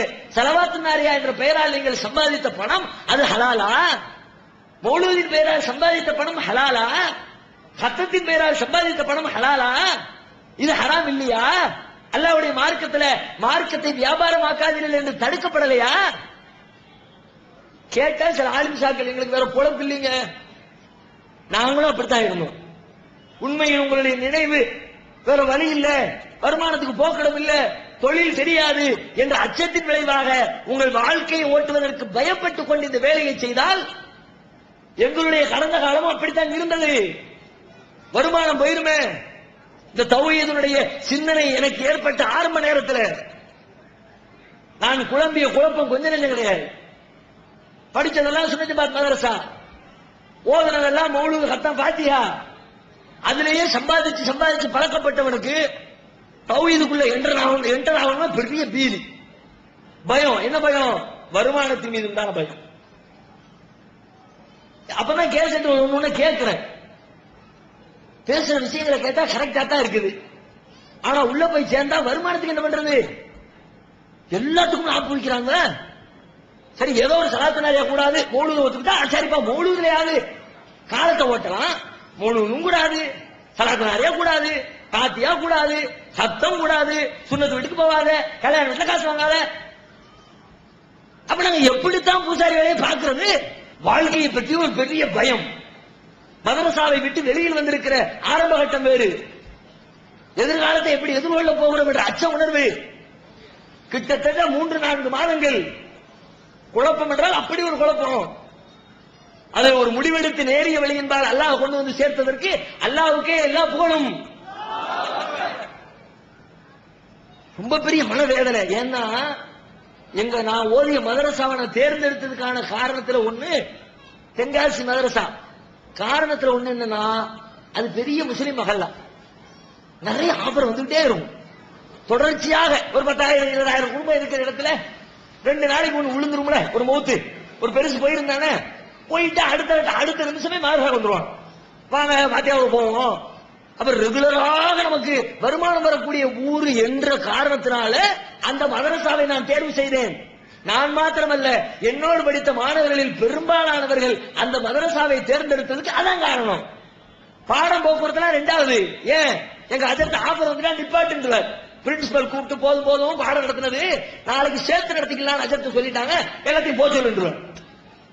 இந்த வருமானத்தில் அப்படிப்பட்ட வருமானம் கைவிட்டு போயிருமே, நம்ம என்ன பழைக்க போறோம், எப்படி பழைக்க போறோம் நினைச்சமே. அல்லாஹ் ரப்புல் ஆலமீன் நம்ம எங்களுக்கு வழிகாட்டலையா, எங்களுக்கு ரிஸ்க் தரலையா? திருமறை குர்ஆன்ல அல்லாஹ் சொல்லுகிறானே, "வமன் யத்தகில்லாஹ யஜ்அல் லஹு மக்ரஜா." அல்லாஹ்வை யார் அஞ்சுகிறாரோ அவருக்கு அல்லாஹ் ஒரு போக்கிடத்தை ஏற்படுத்துவான். அல்லாஹ் பயப்படு, ரிஸ்க் அளிக்கிற அல்லாஹ்வுடைய பொறுப்புங்க. உலகத்துல என்னத்துக்கெல்லாம் ரிஸ்க் கொடுக்கிறான் ரப்பு. மானுக்கு கொடுக்கிறான், மீனுக்கு கொடுக்கிறான், கழுதைக்கு கொடுக்கிறான், குதிரைக்கு கொடுக்கிறான், நண்டுக்கு கொடுக்கிறான், வண்டுக்கு கொடுக்கிறான், பன்றிக்கு கொடுக்கிறான். இதற்கெல்லாம் ரிஸ்க் அளிக்கிற ரப்பு அவனால் படைக்கப்பட்ட சிறந்த படைப்பென்று சிராகித்து சொல்லப்படுகிற மனிதர்களாகிய உங்களுக்கும் எங்களுக்கும் ரிஸ்க் அளிக்க மாட்டானா? வமா மின் தாபத்தின் ஃபில் அர்தி இல்லா அலல்லாஹி ரிஸ்குஹா. பூமியில் இருக்கிற எந்த ஜீவனாக இருந்தாலும் அதனுடைய ரிஸ்கிற்கு அல்லாஹ் பொறுப்பேற்றுக் கொள்ளாமல் ஒரு ஜீவன் உலகத்தில் மிச்சமில்லை. திருமறை குர்ஆன் சொல்லுகிறது, ரிஸ்க் தருமா அல்லாஹ். அல்லாஹ் தர ரிஸ்க் சும்மாவா? மிருகங்களுக்கு கொடுக்கிற ரிஸ்க் யோசிச்சு பார்த்தாலே மூளை இடம் கொள்ள மாட்டேங்குது. எப்படிடா நடக்குது? ஆச்சரியத்தின் விளிம்புக்கு சென்று விடுகிறோம். கடலுக்குள்ள எத்தனையோ லட்சம் உயிரினங்கள் இருக்கிறது. ஒரே ஒரு மீன் எடுத்துக்கங்க, எவ்வளவோ பிரம்மாண்டமான உயிர்கள் இருக்கிறது. எல்லாத்தையும் எடுக்க வேண்டாம், ஒண்ணே ஒண்ணு திமிங்கலம் இருக்குல்ல, அது ஒரு பெரிய வகையை சார்ந்த ஒரு மீன் தானே. ஒரு திமிங்கலத்தை எடுத்துக்க, லட்சக்கணக்கான திமிங்கலம் இருக்குது, அதுல ஒரே ஒரு திமிங்கலத்தை எடுத்துக்கங்க. ஒரு திமிங்கலம் ஒரு நேரத்துல சாப்பிடக்கூடிய உணவின் அளவு எவ்வளவு தெரியுமா? கடல்ல கிடக்கிற லட்சம் மீன்கள்ல ஒரே ஒரு திமிங்கலம் ஒரு நேரத்திற்கு அதன் பசி தீர்வதற்காக எடுத்துக்கொள்கிற உணவின் அளவு எவ்வளவு தெரியுமா? கடலியல் ஆய்வாளர்கள் சொல்லுகிறார்கள், கிட்டத்தட்ட 1500 கிலோ உணவை ஒரு நேரத்திற்கு சாப்பிடுகிறது. ஒரு திமிங்கலத்துக்கு ஒரு நேரத்துக்கு 1500 கிலோ. நமக்கு எவ்வளவு? நம்ம மாசம் முழுக்க முக்கி தின்னாலும் 1500 கிலோ துப்பமா? ஒரு கிலோ அரிசியை பார்த்து ஒரு ஆள் உட்கார்ந்து ஏறுமா சாப்பாட்ட? ஒரு கிலோ அரிசியை போட்டு 5 பேர் 6 பேர் உட்கார்ந்து சாப்பிட வேண்டியது இருக்குது. ஒரு நேரத்துக்கு 200 கிராம் 250 கிராம் தாண்ட முடியல. நம்முடைய கெப்பாசிட்டி கொள்ளளவு ரொம்ப ரொம்ப கம்மி. ஒரு நேரத்துக்கு 1500 கிலோ கொடுக்க முடிஞ்ச ரப்புக்கு உங்களுடைய உணவு தேவையே, உங்களுடைய வாழ்க்கை தேவையே, உங்களுடைய பொருளாதார தேவையே நிறைவேற்ற முடியாதா? யோசித்து பாருங்கள். மக்களை உசுப்பி விடுவதை விட, எங்களுடைய வளர்ச்சியின் மீது பொறாமை காட்டுவதை விட, இவர்கள் வளர்வதால் நம்முடைய வருமானத்திற்கு வேட்டி என்று சிந்தித்துக் கொண்டிருப்பதை விட, இந்த வருமானத்திற்கு மாற்று வழி என்ன, ஹலாலான வழி என்ன யோசித்து பாருங்கள். உங்க பள்ளிகள் வாய்ப்பு இல்லையா? வாருங்கள். அல்லாஹ்வின் கிருபையினால் சத்தியத்தை தயக்கமின்றி எடுத்துரைப்பதற்கு உங்களை போன்ற மார்க்க ஆலிம்களுக்கு தமிழ்நாடு தௌஹீத் ஜமாத் வாசலை திறந்து வைத்து காத்திருக்கிறது. எங்களை அரவணைத்தது போல் உங்களை அரவணைப்பார்கள். அங்கே உங்களுக்கு கிடைக்காத இzzத்தையும் கண்ணியத்தையும் இங்கே தருவார்கள். அங்க சம்பளத்தை கொடுத்துட்டு அடிமையா வேலை பார்க்கணும். சம்பளத்தை வாங்கிட்டா புத்தவள்ளிக்கு பயப்படணும். அவர் சொல்றதுதான் சும்மா டாபிக். அதை தாண்டி வாயை திறந்தாருன்னா சீட்டை கிழிச்சிருவாரு. இங்க அப்படியா? சத்தியத்தை சொல்வதற்கு, உண்மையை போட்டு உடைப்பதற்கு யாருடைய அனுமதி, யாருடைய பெர்மிஷன் இங்கே தேவையில்லை. அல்லாஹ்வின் சட்டம் ஒன்று போதும். சுதந்திரமா பேசலாம், தயக்கம் இல்லாம பேசலாம். ஆளுங்கள் சிந்தித்து பாருங்கள். ஒரு 5 நிமிஷம் தொழுது முடிச்சிட்டு, தஹஜ்ஜத் தொழுதுட்டு 2 மணிக்கு எந்திரிச்சு நம்ம செய்யற வேலை கரெக்டா? டெய்லி சும்மா ஒரு உசுப்பேத்துறமே, இந்த உசுப்பேத்துற வேலை சரியா? யோசித்து பாருங்கள். அதே மாதிரி இன்னொரு கோணத்துல ஆலிம்கள் எதிர்ப்பதற்கு இன்னொரு காரணமும் இருக்கிறது. இன்னொரு காரணம் என்ன தெரியுமா? அங்கு மற்ற பகுதிகளில் ஆலிம்களாக இருக்கிறவர்களுக்கும் தௌஹீத் ஜமாத்துடைய ஆலிம் சாமுக்கு இடையில் ஒரு பெரிய வித்தியாசம் இருக்கிறது. அங்க ஆலிம் சார் என்ன, அதிர்த்து வாங்க, அதிர்த்து உட்காருங்க, அதிர்த்துக்கு டீ கொடுப்பா, முதல்ல அதிர்த்து பழத்தை எடுத்து கொடு, எதை எடுத்தாலும் அதிர்த்து. கடைக்கு அதிர்த்து வருவார், கடையில கல்லாப்பட்டியில உட்கார்ந்து கணக்கு பார்த்துக்கிட்டு இருப்பார் முதலாளி. முதலாளி அதிர்த்து உட்காருங்க, எங்க கல்லாப்பட்டியில உட்காரணும். அதிர்த்து உட்கார்ந்து எந்திரிச்சா பறக்கத்து கூடிரும். அதிர்த்துக்கான மரியாதை கையில அவுத்து விடுறது என்ன, இழுத்து போத்தி பொம்பளைங்க முக்காடு போடுறது என்ன, அதுக்குள்ள மீன்காரன் போவான், பால்காரன் போவான், கேபிள்காரன் போவான். எனக்கு என்ன நினைக்கிற பொம்பளைங்க கூட ஒரு தாடியை வச்சு தொப்பியை போட்டு ஜுப்பாவை போட்டு ஆனந்தா தெருக்குள்ள நுழைஞ்சிட்டாருனா, இழுத்து மூடி முக்காடு போட்டு நாணத்தை வெளிப்படுத்துகிற அந்த வெக்கத்தை பார்க்கணும். சுபஹானல்லாஹ். அதுக்கு அந்த காலத்தில் நம்ம வந்தா கையில பிடிக்க முடியல, நம்மளை தான் மதிக்கிறாங்க. ஆனா உண்மை என்ன தெரியுமா? இது வெளிவேஷம். வெளிப்படையாக பார்த்தால் மதிப்பதை போன்று தெரிகிறது. உண்மையில் நிஜமாக ஆலிம்கள் இந்த வட்டத்தை தாண்டி வேறு வட்டங்களில் நிஜமான மதிப்பிற்குரியவர்களாக கருதப்படவே இல்லை. உங்களை எந்த லிஸ்ட்ல வச்சிருக்காங்க தெரியுமா? ஒரு கருவேப்பிள்ளையாக பயன்படுத்தி தூக்கி எறியப்படுகிறவராக. அதை விட கேவலம் என்ன தெரியுமா? உங்களை ஒரு திண்ணி பண்டாரமாக. கோபப்படாதீங்க, நான் அந்த லிஸ்ட்ல இருந்தவன் தானே. அது நமக்குள்ள உள்ளுக்குள்ள உள்ளடி வேலைகளை பேசும்போது வருத்தப்படக்கூடாது. அதனால தானே வீட்டுல விருந்துக்கு வர்றீங்க, பாத்தியாவுக்கே வர்றாங்க, வர்ற ஆட்களுக்கு சாப்பாடு போட்டு அனுப்புறாங்க. ஆலிம்சா வந்தா, ஆலிம்சா போகும்போது கையில ஒரு தூக்கி கொடுத்து அனுப்புறாங்க. என்ன அர்த்தம்? இவர் இங்க இந்த பாரு, வீட்டுல போய் இந்த இந்த லெவல்ல அதற்கு கூட ஒரு துண்டு வைப்பா வச்சுக்கிட்டே போய்கிட்டு இருப்பாரு. இல்லைன்னா ஆளுக்கு ஒரு துண்டு சாப்பிட்டு போறான். அது மாதிரிதான் அதற்கு அவர் நின்பாரு. இவரை விட கடுமையா வேலை செய்யற பக்கத்துல உட்கார்ந்துருப்பான். அவருக்கு ஒரு துண்டு, அதற்கு தின்னு தூங்கிட்டு இருப்பாரு. அதற்கு 2 துண்டு வை. அப்ப என்ன அர்த்தம்? அதற்கு நல்ல தின்பாரு. இதுதானே வச்சிருக்கிறாங்க. இதுக்கு பேரு மரியாதையா? இது புகழ்ச்சியா? இது அந்தஸ்தா? பெரிய ஆயங்களாக இருந்தால் மேடையில் கொண்டு உட்கார வச்சு புகழ்வாங்க. அதற்கு யார் தெரியுமா? அவருடைய பேச்சின் திறமை தெரியுமா? நான் உண்மை தெரியுமா? இந்த மாதிரி புகழ்ச்சி, போலி மரியாதை இங்கே காணப்படாது. தௌஹீத் ஜமாத் எழுச்சி பெற இந்த மாதிரி போலி மரியாதைகளுக்கு சமாதி கட்டப்பட்டுக் கொண்டிருக்கிறது. அதை பார்த்து பயப்படுறாங்க. இது நாள் வரைக்கும் நம்மளை மதிச்சவனும் மதிக்க மாட்டேங்கிறானே, நம்மகிட்ட வந்து கேள்வி கேட்கிறானையா, தாங்க முடியல. அதற்கு நேற்றைக்கு வரைக்கும் கேள்வி கேட்டான். என்ன கேட்டான்? அதற்கு செய்யலாமான்னு கேட்டான், செய்யுன்னு சொன்னோம். அதற்கு செய்யக்கூடாதோன்னு கேட்டான், கூடாதுன்னு சொன்னோம். நம்ம சொன்னதுக்கெல்லாம் தலையாட்டிட்டு போனோம். நம்ம ஹலாலுன்னா ஒத்துக்கிட்டான், ஹராமுன்னா ஏத்துக்கிட்டான், வானா வந்தா, போனா பில்லு கட்டுனா கல்லாவன் கரைச்சான். ஆனா இன்னைக்கு அதற்கு இதை செய்யலாம்னு சொல்றீங்களே, என்ன ஆதாரம் இல்ல கேள்வி கேட்கிறான். கேள்விக்கு பதிலும் சொல்ல முடியல. இத்தனை ஆண்டு காலமாக உருவாக்கி வைத்திருந்த அந்த மேல் படியிலிருந்து கீழே இறங்கி வர முடியல. நம்முடைய பெருமை, மமதை, புகழ்ச்சி எல்லாம் தரைமட்டமாக்கப்படுகிறதே. அப்ப இவனை வளர விடக்கூடாது. அந்த வருத்தமா? உங்களுக்கு கொடுக்கப்படுகிறது போலி மரியாதை. அந்த மரியாதையினால சல்லி காசுக்கு புண்ணியம் கிடையாது. நீங்க நினைக்கிற மாதிரி இங்க அந்த மரியாதை கிடையாதுமா, அதுல மாற்றுக்கிறது கிடையாது. இங்க அதற்கு வந்தா மத்தவங்க மாதிரி தான் உட்காருங்க சொல்ல கூட மாட்டாங்க. அதுதான் சீட்டு கணக்குல சொல்லுவாங்க, அவங்க உட்கார வேண்டியதாங்க. அந்த லெவல் தான் எல்லாரும் சொல்லிக்கிட்டே இருந்தாங்க. சேர் போட்டு வந்து உட்கார்ந்து உட்காருங்க, அவங்க உட்காருங்கம்மா, உட்காருங்க சொன்னாங்களா? அதற்கு மட்டும் சொல்ல வேண்டிய தேவை என்ன? ஆரம்பிச்சா வந்தா சீட்டு கணக்கு மேலதான் உட்காருவாரு, இடம் கணக்கில் உட்காருவாரு. புகழ்ச்சி இல்ல. மேடையில் பெரிய பேச்சாளர்கள் என்று அழைக்கப்பட்டாலும் கூட பாராட்டு மலையில் நனை வைக்கப்படுவதில்லை. மற்ற கூட்டங்கள் எடுத்துக்கிட்டா அப்படியே அஜர்த்த ஐஸ்ல முக்கி எடுத்து அவருடைய நாவன்மை தெரியுமா, புகழு சொறி முறிய முதுக சொரிஞ்சு விட்டு அதற்கு அவர் பங்குக்கு மேடையில் பேச வந்தவன பெரிய ஆரம்பிச்சால மீளாதாக்கு பேச்சுவார்த்தை கூப்பிட்டுருப்பாங்க. எல்லாம் முடிஞ்சு அடுத்த வருஷம் திரும்ப கூப்பிடணும் 5000 ரூபாய் வருமானத்துக்கு. அதுக்கான பேஸ் மட்டத்தை வருஷமே போட்டு வச்சிருது. எப்படி இந்த நிகழ்ச்சி ஏற்பாடு செய்து நடத்தி கொண்டிருக்கிற காவண்ணா மீரா சாஹிப் அண்ணா அவர்கள் எவ்வளவு சிரமத்திற்கு இடையில நடத்துகிறார்கள் தெரியுமா? அவர் உச்சி குளிர்ந்துருவார். அடுத்து என்ன, அடுத்த வருஷம் இவர்தான் அதற்கு புக் பண்ணிருக்கா. நபிகள் நாயகம் ஸல்லல்லாஹு அலைஹி வஸல்லம் அவர்கள் கொண்டு வந்த மார்க்கத்தை இதற்கு அங்கீகாரம் இருக்கிறதா?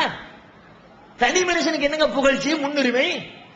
தனி மனித உயர்வு தாழ்வு எதற்கு? உயர்த்தம் வேண்டாம், தாழ்த்தம் வேண்டாம். நபிகள் நாயகம் ஸல்லல்லாஹு அலைஹி வஸல்லம் அவர்களை புகழுகிற தருணத்தில் எல்லாம் எச்சரித்தார்கள். தேவையில்லாம புகழாத, வரம்பு மீறி புகழாத. வரம்பு மீறிய புகழ்ச்சி தான் கிறிஸ்தவர்களை, நசாராக்களை எல்லை தாண்ட வைத்தது. மரியமுடைய மகன் ஈசாவை புகழ்ந்து புகழ்ந்து புகழ்ந்து ஒரு கட்டத்திலே அந்த புகழ்ச்சியின் எல்லை கடந்து இறைவனின் குமாரன் என்று ஆக்கிவிட்டார்கள். அலி ரலியல்லாஹு அவர்களை ஒரு கூட்டத்தார் புகழ்ந்து புகழ்ந்து புகழ்ந்து அவர்கள் தான் இஸ்லாத்துடைய அத்தாரிட்டி என்று ஆக்கிவிட்டார்கள் ஷியாக்கள். எல்லை மீறிய புகழ்ச்சி ஒரு மனிதனை வழிதவர செய்துவிடும், ஒரு சமூகத்தை சருக செய்துவிடும். தேவையில்லாம புகழாத, லா துத்ரூனி, என்னை புகழாதீர்கள் என்று எச்சரிக்கை விடுத்த ஒரே தலைவர் நபிகள் நாயகம் ஸல்லல்லாஹு அலைஹி வஸல்லம் அவர்கள். இன்னைக்கு சில பேர் சொல்லுவாங்க புகழாதீங்கன்னு, மேடையில் புகழும் போது கூட சொல்லலாம். விடப்பா சொல்ல அப்படின்னா என்ன அர்த்தம்? கூட ரெண்டு சேர்த்து புகழுன்னு அர்த்தம். இவர்கள் விடுங்க தடுத்து உங்களை சொல்லாம வேற யாரை புகழ்றது அப்படின்னு கூட ரெண்டு பிட்ட ஓட்டுவாங்க. அதுக்காக வேண்டி நபிகள் நாயகம் அதுக்கு இல்ல, நெசமாவே புகழ்ச்சியை தடுத்தாங்க. நபிகள் நாயகம் வரும்பொழுது எழுந்து நிற்பதை தடுத்தார்கள். நபிகள் நாயகத்திற்காக வேண்டி மரியாதையின் பெயரால் காலில் விழுவதை தடுத்தார்கள். நபிகள் நாயகத்தை மக்கள் அறியாமையால் புகழுகிற ஒவ்வொரு கட்டத்திலையும் கவனித்து எச்சரித்தார்கள். ஒரு தடவை ரசூல் ஸல்லல்லாஹு அலைஹி வஸல்லம் ஒரு ஒட்டகத்துல போய்கிட்டு இருக்கும் போது ஒரு கிராமவாசியினுடைய ஒட்டகம் நபிகள் நாயகத்தினுடைய ஒட்டகத்தை ஓவர்டேக் பண்ணி முந்தி ஜெயிச்சிருச்சு. சஹாபாக்களுக்கு தாங்க முடியல. என்னடா இது, ரசூலுல்லாஹ்வுடைய ஒட்டகம் தோத்துருச்ச? எல்லாத்துக்கும் வருத்தம் இருக்குன்னு. பொதுவா யாரையாவது ஒருத்தவங்க நேசிச்சாங்கன்னா, ஒரு விளையாட்டு டீமே நேசிச்சா ஜெயிக்கணும்னு விரும்புவோம், தோத்துட்டா வருத்தமா இருக்கும். ஒரு கிரிக்கெட் டீமே எடுத்துக்குவோம், அவன் போய் வெளியால் போய் விளையாண்டுட்டு ஜெயிச்சுட்டு வருவான் அப்படின்னு நினைச்சுக்கிட்டு இருந்த நேரத்துல லஞ்சம் வாங்கி தோத்துட்டு வந்தாங்கன்னா எவ்வளவு கோபம் வருது. ஜெயிச்சுட்டு வந்தாருன்னா வழிநடுக மாலையை மரியாதை வச்சு நிக்கிறாங்க. வீடு வரைக்கும் தொண்டர்களே கொண்டு வந்து புடை சூழ விட்டுட்டு போறான் ஏர்போர்ட்ல இருந்து. தோத்துட்டு வந்தாங்கன்னா அதே மாதிரி தொண்டர்கள் கையில முட்டையை வச்சுக்கிட்டு தக்காளி வச்சுக்கிட்டு, மானத்தை வாங்கிட்டாண்டா, இவன் நம்ம ஊருக்குள்ள காலத்து வைக்க கூடாது, எறா தாங்கிக்க முடியல. இயற்கையில மனுஷன் இருக்கு, ஜெயிக்கணும் ஜெயிக்கணும் ஜெயிக்கணும். நபிகள் நாயகத்தினுடைய ஒட்டகம் தோற்று விட்டது. நபி தோழருடைய உள்ளத்திலே கவலை ஆட்கொண்டு விட்டது. அல்லாஹ்வுடைய தூதரின் ஒட்டகம் தோற்று விட்டது. ரசூலுல்லாஹ் முகக்குரிய பாக்குறாங்க. நம்ம ஒட்டகம் தோத்த உடனே எல்லாரும் ரொம்ப வருத்தத்திற்கு அவ்வளவு இருக்குது. உடனே அழைத்து சொல்லுகிறார்கள், ஏனப்பா, உலகத்திலே உயர்ந்து செல்கின்ற எந்த ஒன்றாக இருந்தாலும் அதனை அல்லாஹ் ஒரு நாள் தாழ்த்தாமல் இருப்பதில்லை. கொடியே நாட்டிக் கொண்டிருப்பார். அப்படி உலகத்தில் யாரும் கிடையாது. தில்கல் ஐயாமும் உதாவிலுஹா பைனன் நாஸ், காலச்சக்கரத்தை மனிதர்களுக்கு மத்தியிலே மாறி மாறி சுழலச் செய்கிறான் அல்லாஹ். ஒரு நாளைக்கு இவர் ஜெயிச்சாருன்னா ஒரு நாளைக்கு அவர் தோப்பார். வெற்றி தோல்வி சமமானது. உயர்ச்சி மட்டுமே அப்படி நினைக்காத. ஏன் சொல்லணும் ரசூலுல்லாஹ்? சஹாபாக்களே அந்த எண்ணத்தை டெவலப் பண்ணி விட்டாங்களா? தோத்துருச்சப்பா, விட்டுருக்க கூடாது, நாளைக்கு இந்த பையன் ஒட்டம் வந்துச்சுன்னா காலில் ஊசி வச்சு விட்டுரு அப்படி சொன்னாங்களா? புகழாதே, என்னை பத்தி என்னுடைய தரத்தை தாண்டி ஏன் நீ கற்பனை பண்ற? நானும் மனுஷன் தான், அல்லாஹ்வுடைய தூதர், அதிலே எனக்கு சிறப்பு உண்டு. ஆனாலும் மனித தன்மையில் நான் உங்களை விட உயர்ந்தவனா? இந்த கிராமவாசியை விட உயர்ந்தவனா? எல்லாம் ஒண்ணுதான்ப்பா என்று அந்த புகழ்ச்சியை நபிகள் நாயகம் சரி செய்தார்களே, மட்டம் தட்டினார்களே, அதைத்தானே செஞ்சோம். இது தப்பா? நிஜமான கண்ணியத்தை வழங்குகிறோம், கேவலப்படுத்தாமல் கண்ணியத்தை வழங்குகிறோம், மரியாதை வழங்குகிறோம், சுயமரியாதையோடு வாழ வேண்டும் என்று விரும்புகிறோம். உட்கார்ந்து யோசிச்சு பாருங்க. நீங்க எதிர்ப்பது எதற்கு? ஆலிம்களுடைய எதிர்ப்புக்கு பின்னணி இதுதான், வேற எதையும் சொல்ல முடியாது. இன்னொரு புறத்தில் யார் எதிர்க்கிறார்? இயக்கவாதிகள். நான் ஒரு கட்சி, நான் ஒரு அமைப்பு, நம்ம அமைப்பு ஆமா அமைப்பா பார்ப்போம். கூட்டத்தை போட்டு அவங்களுடைய பங்குக்கு அதிகாரிகளை சந்திக்கிறது. சுன்ன ஜமாத்துக்காரங்க எதிர்த்தாங்கன்னா இவங்க போய் கூட நின்று கொடை பிடிக்கிறது. பேசுங்க விடக்கூடாது. யாரு? இஸ்லாத்தின் பெயரால், சமூகத்தின் பெயரால் அமைப்பு நடத்துகிறார்களே, சமுதாயத்துக்காக வேண்டி முன்னேற்ற போறோம், பாடுபட போறோம், எல்லாத்தையும் ஃப்ரெண்ட்ல கொண்டு நிப்பாட்ட போறோம். பேக்ல இருக்க மக்களாம் ஃப்ரெண்டுக்கு வாங்க, எண்ணத்திலாம 1008 பெயர்கள்ல சமூகத்தின் பெயரால் இயக்கம் நடத்துகிறார்களே, அவர்களின் எதிர்ப்புக்கு பின்னணி என்ன பார்க்கிறோம். நம்மளும் ஒரு கூட்டத்தை போடுறோம், ஊரா போய் வீடு வீடா போய் தஸ்கீல் பண்றோம், விளம்பரம்னா விளம்பரம், ஊர்ல இல்லாத விளம்பரத்தை பண்றோம். நோட்டீஸ் என்ன, போஸ்ட் என்ன, கொடி கட்டுறது என்ன. அன்னைக்கு திருப்பூர் போயிருந்தேன். ஒரு இஸ்லாமிய சமுதாயத்தினுடைய தலை சிறந்த அமைப்பின் நிர்வாகிகள் ஒரு பெரிய சேவையை செய்ய போறாங்கன்னு எங்க பார்த்தாலும் கொடி, கொடி. என்ன நடக்க போகுது, என்ன வேலை அப்படின்னா, அங்க திறந்து கிடக்கிற ஒரு சாக்கடையை மூட போறாங்க. அடே அப்பா, சாக்கடையை மூடுறதுக்கு இவ்வளவு பிரம்மாண்டமா? நம்ம செய்யற வேலை மக்களுக்கு தெரியணும்ல. இப்படி ஒரு கால்வாயை மூடுறதுக்கு ஊரெல்லாம் தோரணம் கட்டி என்னத்தெல்லாம பில்டப்ப கொடுத்து பார்த்தாலும் கூட்டத்தில் விரல விட்டு என்றவங்க வந்து உட்கார்றான். இவர்கள் அப்படி எல்லாம் உசுரை கொடுத்து வேலை செய்யறது இல்ல. எங்க கூட்டம் இருக்குன்னு தகவல் சொல்றான், ஒரு SMS அனுப்புறான், ஒரு 4 போஸ்டர் அடிக்கிறான், கொடி கட்டுறது கூட ஊரெல்லாம கொடி, வழிகாட்டுறதுக்காக ஏரியாவில் மட்டும் கொடி வந்து உட்காருகிறது. சுபஹானல்லாஹ், ஆயிரக்கணக்கான மக்கள் குழுமுகிறார்களே. பொசங்குது, தாங்க முடியலையே. இவனுக்கு மட்டும் எப்படி வளர்ச்சி? நம்ம வீழ்ந்து கொண்டே போகிறோம்.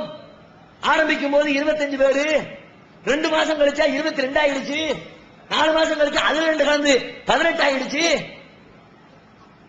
அவர்கள் ஏறுமுகத்திலே, நாம் இறங்கு முகத்திலே, அதை அவர்களால் அவருடைய வேகத்தை தாங்கிக் கொள்ள முடியல. பொறாமை, வளர்ச்சியை தடுக்கணும். அப்பதான் நம்ம கட்சி முன்னாடி வரும், நம்ம இயக்கம் முன்னாடி வரும், நம்ம மக்களை காட்டி ஆதாயம் பெறலாம், கட்சி வளர்க்கலாம், சீட்டு பேரம் நடத்தலாம், நோட்டு பேரம் நடத்தலாம். மானங்கட்டு போய் கதவை இழுத்து சாத்தி, உன் ஓட்டு ஒண்ணு என் ராஜ்யசபா தேர்தலுக்கு தேவையில்லை போயா அப்படின்னு வெளியே தள்ளதுக்கு பிறகு, சமுதாய நன்மைக்காகத்தான் நாங்கள் திராவிட முன்னேற்ற கழகத்தை ஆதரித்தோம் அப்படின்னு தைரியமா சொல்லலாம். எப்போ இது மாதிரி ஒரு கூட்டம் இருந்தா தானே இவனுக்கே கூட்டம் இருக்குத. பொறாமையுடைய பின்னணி. அதை தவிர வேற என்ன உங்களுக்கு? தனிப்பட்ட முறையில் உங்களுக்கு எங்களுக்கு ஒண்ணு, நீங்க செய்யற தப்ப சொல்லியிருப்போம். 2வது, அல்லாஹ்வின் கிருபையினால் இயக்கம் வளர்ந்து கொண்டிருக்கிறது. இந்த இயக்கத்துடைய வளர்ச்சிக்கு நாங்கள் காரணம் கிடையாது. அதுல 100% தெளிவாக இருக்கிறோம். இந்த ஜமாத்துடைய நிர்வாகிகளோ, இதனுடைய பிரச்சாரகர்களோ, இதற்காக உழைப்பவர்களோ, இதற்காக பொருளாதாரத்தை செலவிடக்கூடியவர்களோ, இவருடைய உழைப்பால், முயற்சியால், பிரச்சாரத்தால், தியாகத்தால், திறமையால் இந்த கூட்டம் வந்து சேரவில்லை. அதிலே 100% நாங்கள் நம்புகிறோம். வேறு எதனால் வந்தது? எங்கள் கையிலே அல்லாஹ்வின் மார்க்கத்தை உறுதியாக பற்றி பிடித்துக் கொண்டிருக்கிறோம். அதற்கு வந்த கூட்டம் இது. வளையாமல் நெளியாமல் அல்லாஹ்வின் மார்க்கத்தை உள்ளதை உள்ளபடி எடுத்துச் சொல்லுவோம். எத்தனை பிரச்சனைகள் வந்தாலும் அஞ்ச மாட்டோம். எப்படிப்பட்ட மனிதர்களை கண்டாலும் இறங்க மாட்டோம். யாருக்காகவும் நாங்கள் வளைந்து கொடுக்க மாட்டோம் என்று அல்லாஹ்வின் மார்க்கத்தை கையிலே உறுதியாக பற்றி பிடித்திருப்பதன் விளைவாகத்தான் இத்தனை லட்சோபலட்ச மக்கள் அணியணியாக இந்த ஜமாத்தை நம்பி இதன் பின்னால் வழிநடந்து கொண்டிருக்கிறார்களே தவிர, இங்க யாரு ஹீரோ இல்ல. ஹீரோவை பார்க்கிறதுக்கு கூட்டமும் இல்லை. நெசமாக நீங்கள் இந்த ஜமாத்தை ஜெயிக்க வேண்டும் என்று விரும்பினால், இதை முந்தி உங்களுடைய வளர்ச்சியை முன்னேற்றி கொண்டு செல்ல வேண்டும் என்று விரும்பினால், உங்களுக்கு நான் ஒரு வழி சொல்லி தருகிறேன். கண்டிப்பா ஃபாலோ பண்ணுங்க. நெசமா ஜெயிக்கலாம். உங்களை வீழ்த்துறதுக்கு சொல்லல, உங்களை கீழே அனுப்புறதுக்கு சொல்லல. இதை விட தாண்டி இந்த ஜமாத்தின் வளர்ச்சியை விட பல 100 மடங்கு உங்களின் வளர்ச்சி மேம்பட வேண்டும் என்றால் ஒரே ஒரு வழிதான் இருக்கிறது. என்ன வழி? இந்த ஜமாத்து எந்த கொள்கையை கையில் வைத்து வெற்றியை அடைத்துக் கொண்டிருக்கிறதோ அந்த கொள்கையை உங்களின் உயிர் மூச்சாக, உங்களின் அடிப்படை கொள்கையாக நீங்கள் கையில் எடுங்கள். உங்களின் ஜமாத் வளர்ச்சி வரும். நாங்க போட்டு வச்சிருக்கிறோம் திட்டம், எங்களுக்கு போட்டு வச்சிருக்கிறோம் கட்டுப்பாடு. என்ன கட்டுப்பாடு? எல்லாம் சிரமப்படுத்துகிற கட்டுப்பாடு. எங்களுக்கு கஷ்டப்படுத்தக்கூடிய சட்ட திட்டங்களை எங்களுக்கு நாங்களே உருவாக்கி வச்சு மக்களுடைய நன்மையை நம்பிக்கையை பெறணும், நம்பிக்கை இழந்துடக்கூடாது அப்படின்றதுக்காக வேண்டி எங்களுக்கு நாங்களே போட்டு வச்சிருக்க வேலை இருக்குதே. அது மாதிரி சிறந்த வேலைகளை உங்களுக்கு நீங்க போடுங்க. திருமணம் இருக்கிறது, திருமணத்துடைய சட்டங்கள்ல செலவு கம்மியா பண்ணினாலும் கூட பண்ணாலும் திருமணம் கூடிரும். கம்மியா பண்ணுங்க, இல்லாட்டி நாங்க வரமாட்டோம், அல்லாட்டி உங்களுடைய திருமணத்தில் பரக்கத்தும் இருக்காது போட்டு வச்சோம். அதனால் மக்களுடைய நம்பிக்கை அதிகரித்திருக்கிறதா குறைந்திருக்கிறதா? எத்தனையோ வியாபாரம் பண்றாங்க. சில வியாபாரம்னாலே மக்கள் மத்தியில் வியாபாரம்னா பொய் சொல்லுவாங்கன்னு பொதுவான நம்பிக்கை உண்டு. அது மளிகை கடையா இருந்தாலும் சரி, மண்ணெண்ண கடையா இருந்தாலும் சரி, எல்லாத்துக்கும் அந்த நம்பிக்கை உண்டு. அதனால தாங்க கடைக்காரரை எவனுமே நம்ப மாட்டேங்கிறான். சத்தியம் பண்ணி சொல்றாங்க, அந்த சத்தியமா சொல்லுங்க இது 10 ரூபா தாங்க. சத்தியம் பண்ணதுக்கு பிறகு ஒரு மனுஷன் மறுக்கலாமா? கடைக்காரன் சத்தியம் பண்ணா மறுப்பாங்க பாருங்க. அசம்மா சொல்றாங்க, சத்தியமா சொல்றாங்க 10 ரூபா தாங்க. இல்லங்க பரவாயில்ல 8 ரூபாய்க்கு கொடுங்க. அப்ப என்ன அர்த்தம்? நீ பொய்யா சத்தியம் பண்ண தெரியா? வியாபாரம்னாலே பொய் பேசுவான்னு உலகம் உருவாக்கி வச்சிருக்க நேரத்துல சில குறிப்பிட்ட வியாபாரம் பொய் இல்லாம அது கிடையாது, உலகத்துக்கே தெரியும். உலகம் எல்லாம் அறிந்த ரகசியமான ராணுவ செய்தி அது. சில வியாபாரம் இந்த ரியல் எஸ்டேட் பண்றாங்க சில பேர், விதிவிலக்குகள் இருக்கலாம். நான் பொதுவாக பெரும்பான்மையை வச்சு சொல்லிக் கொண்டிருக்கிறேன். பெரும்பான்மையான பொய் தான் மூலதனம். நெடுஞ்சாலைக்கு மிக அருகில் அப்படின்னு எவ்வளவு அடிகள்? 2 அடியா 3.25 அடியா? போய் அளந்து பார்த்தா 3 கிலோமீட்டர் அடி இருக்கும். நெடுஞ்சாலைக்கு மிக அருகில் 30 அடி ஆழத்தில் சுத்தமான தூய குடிநீர்.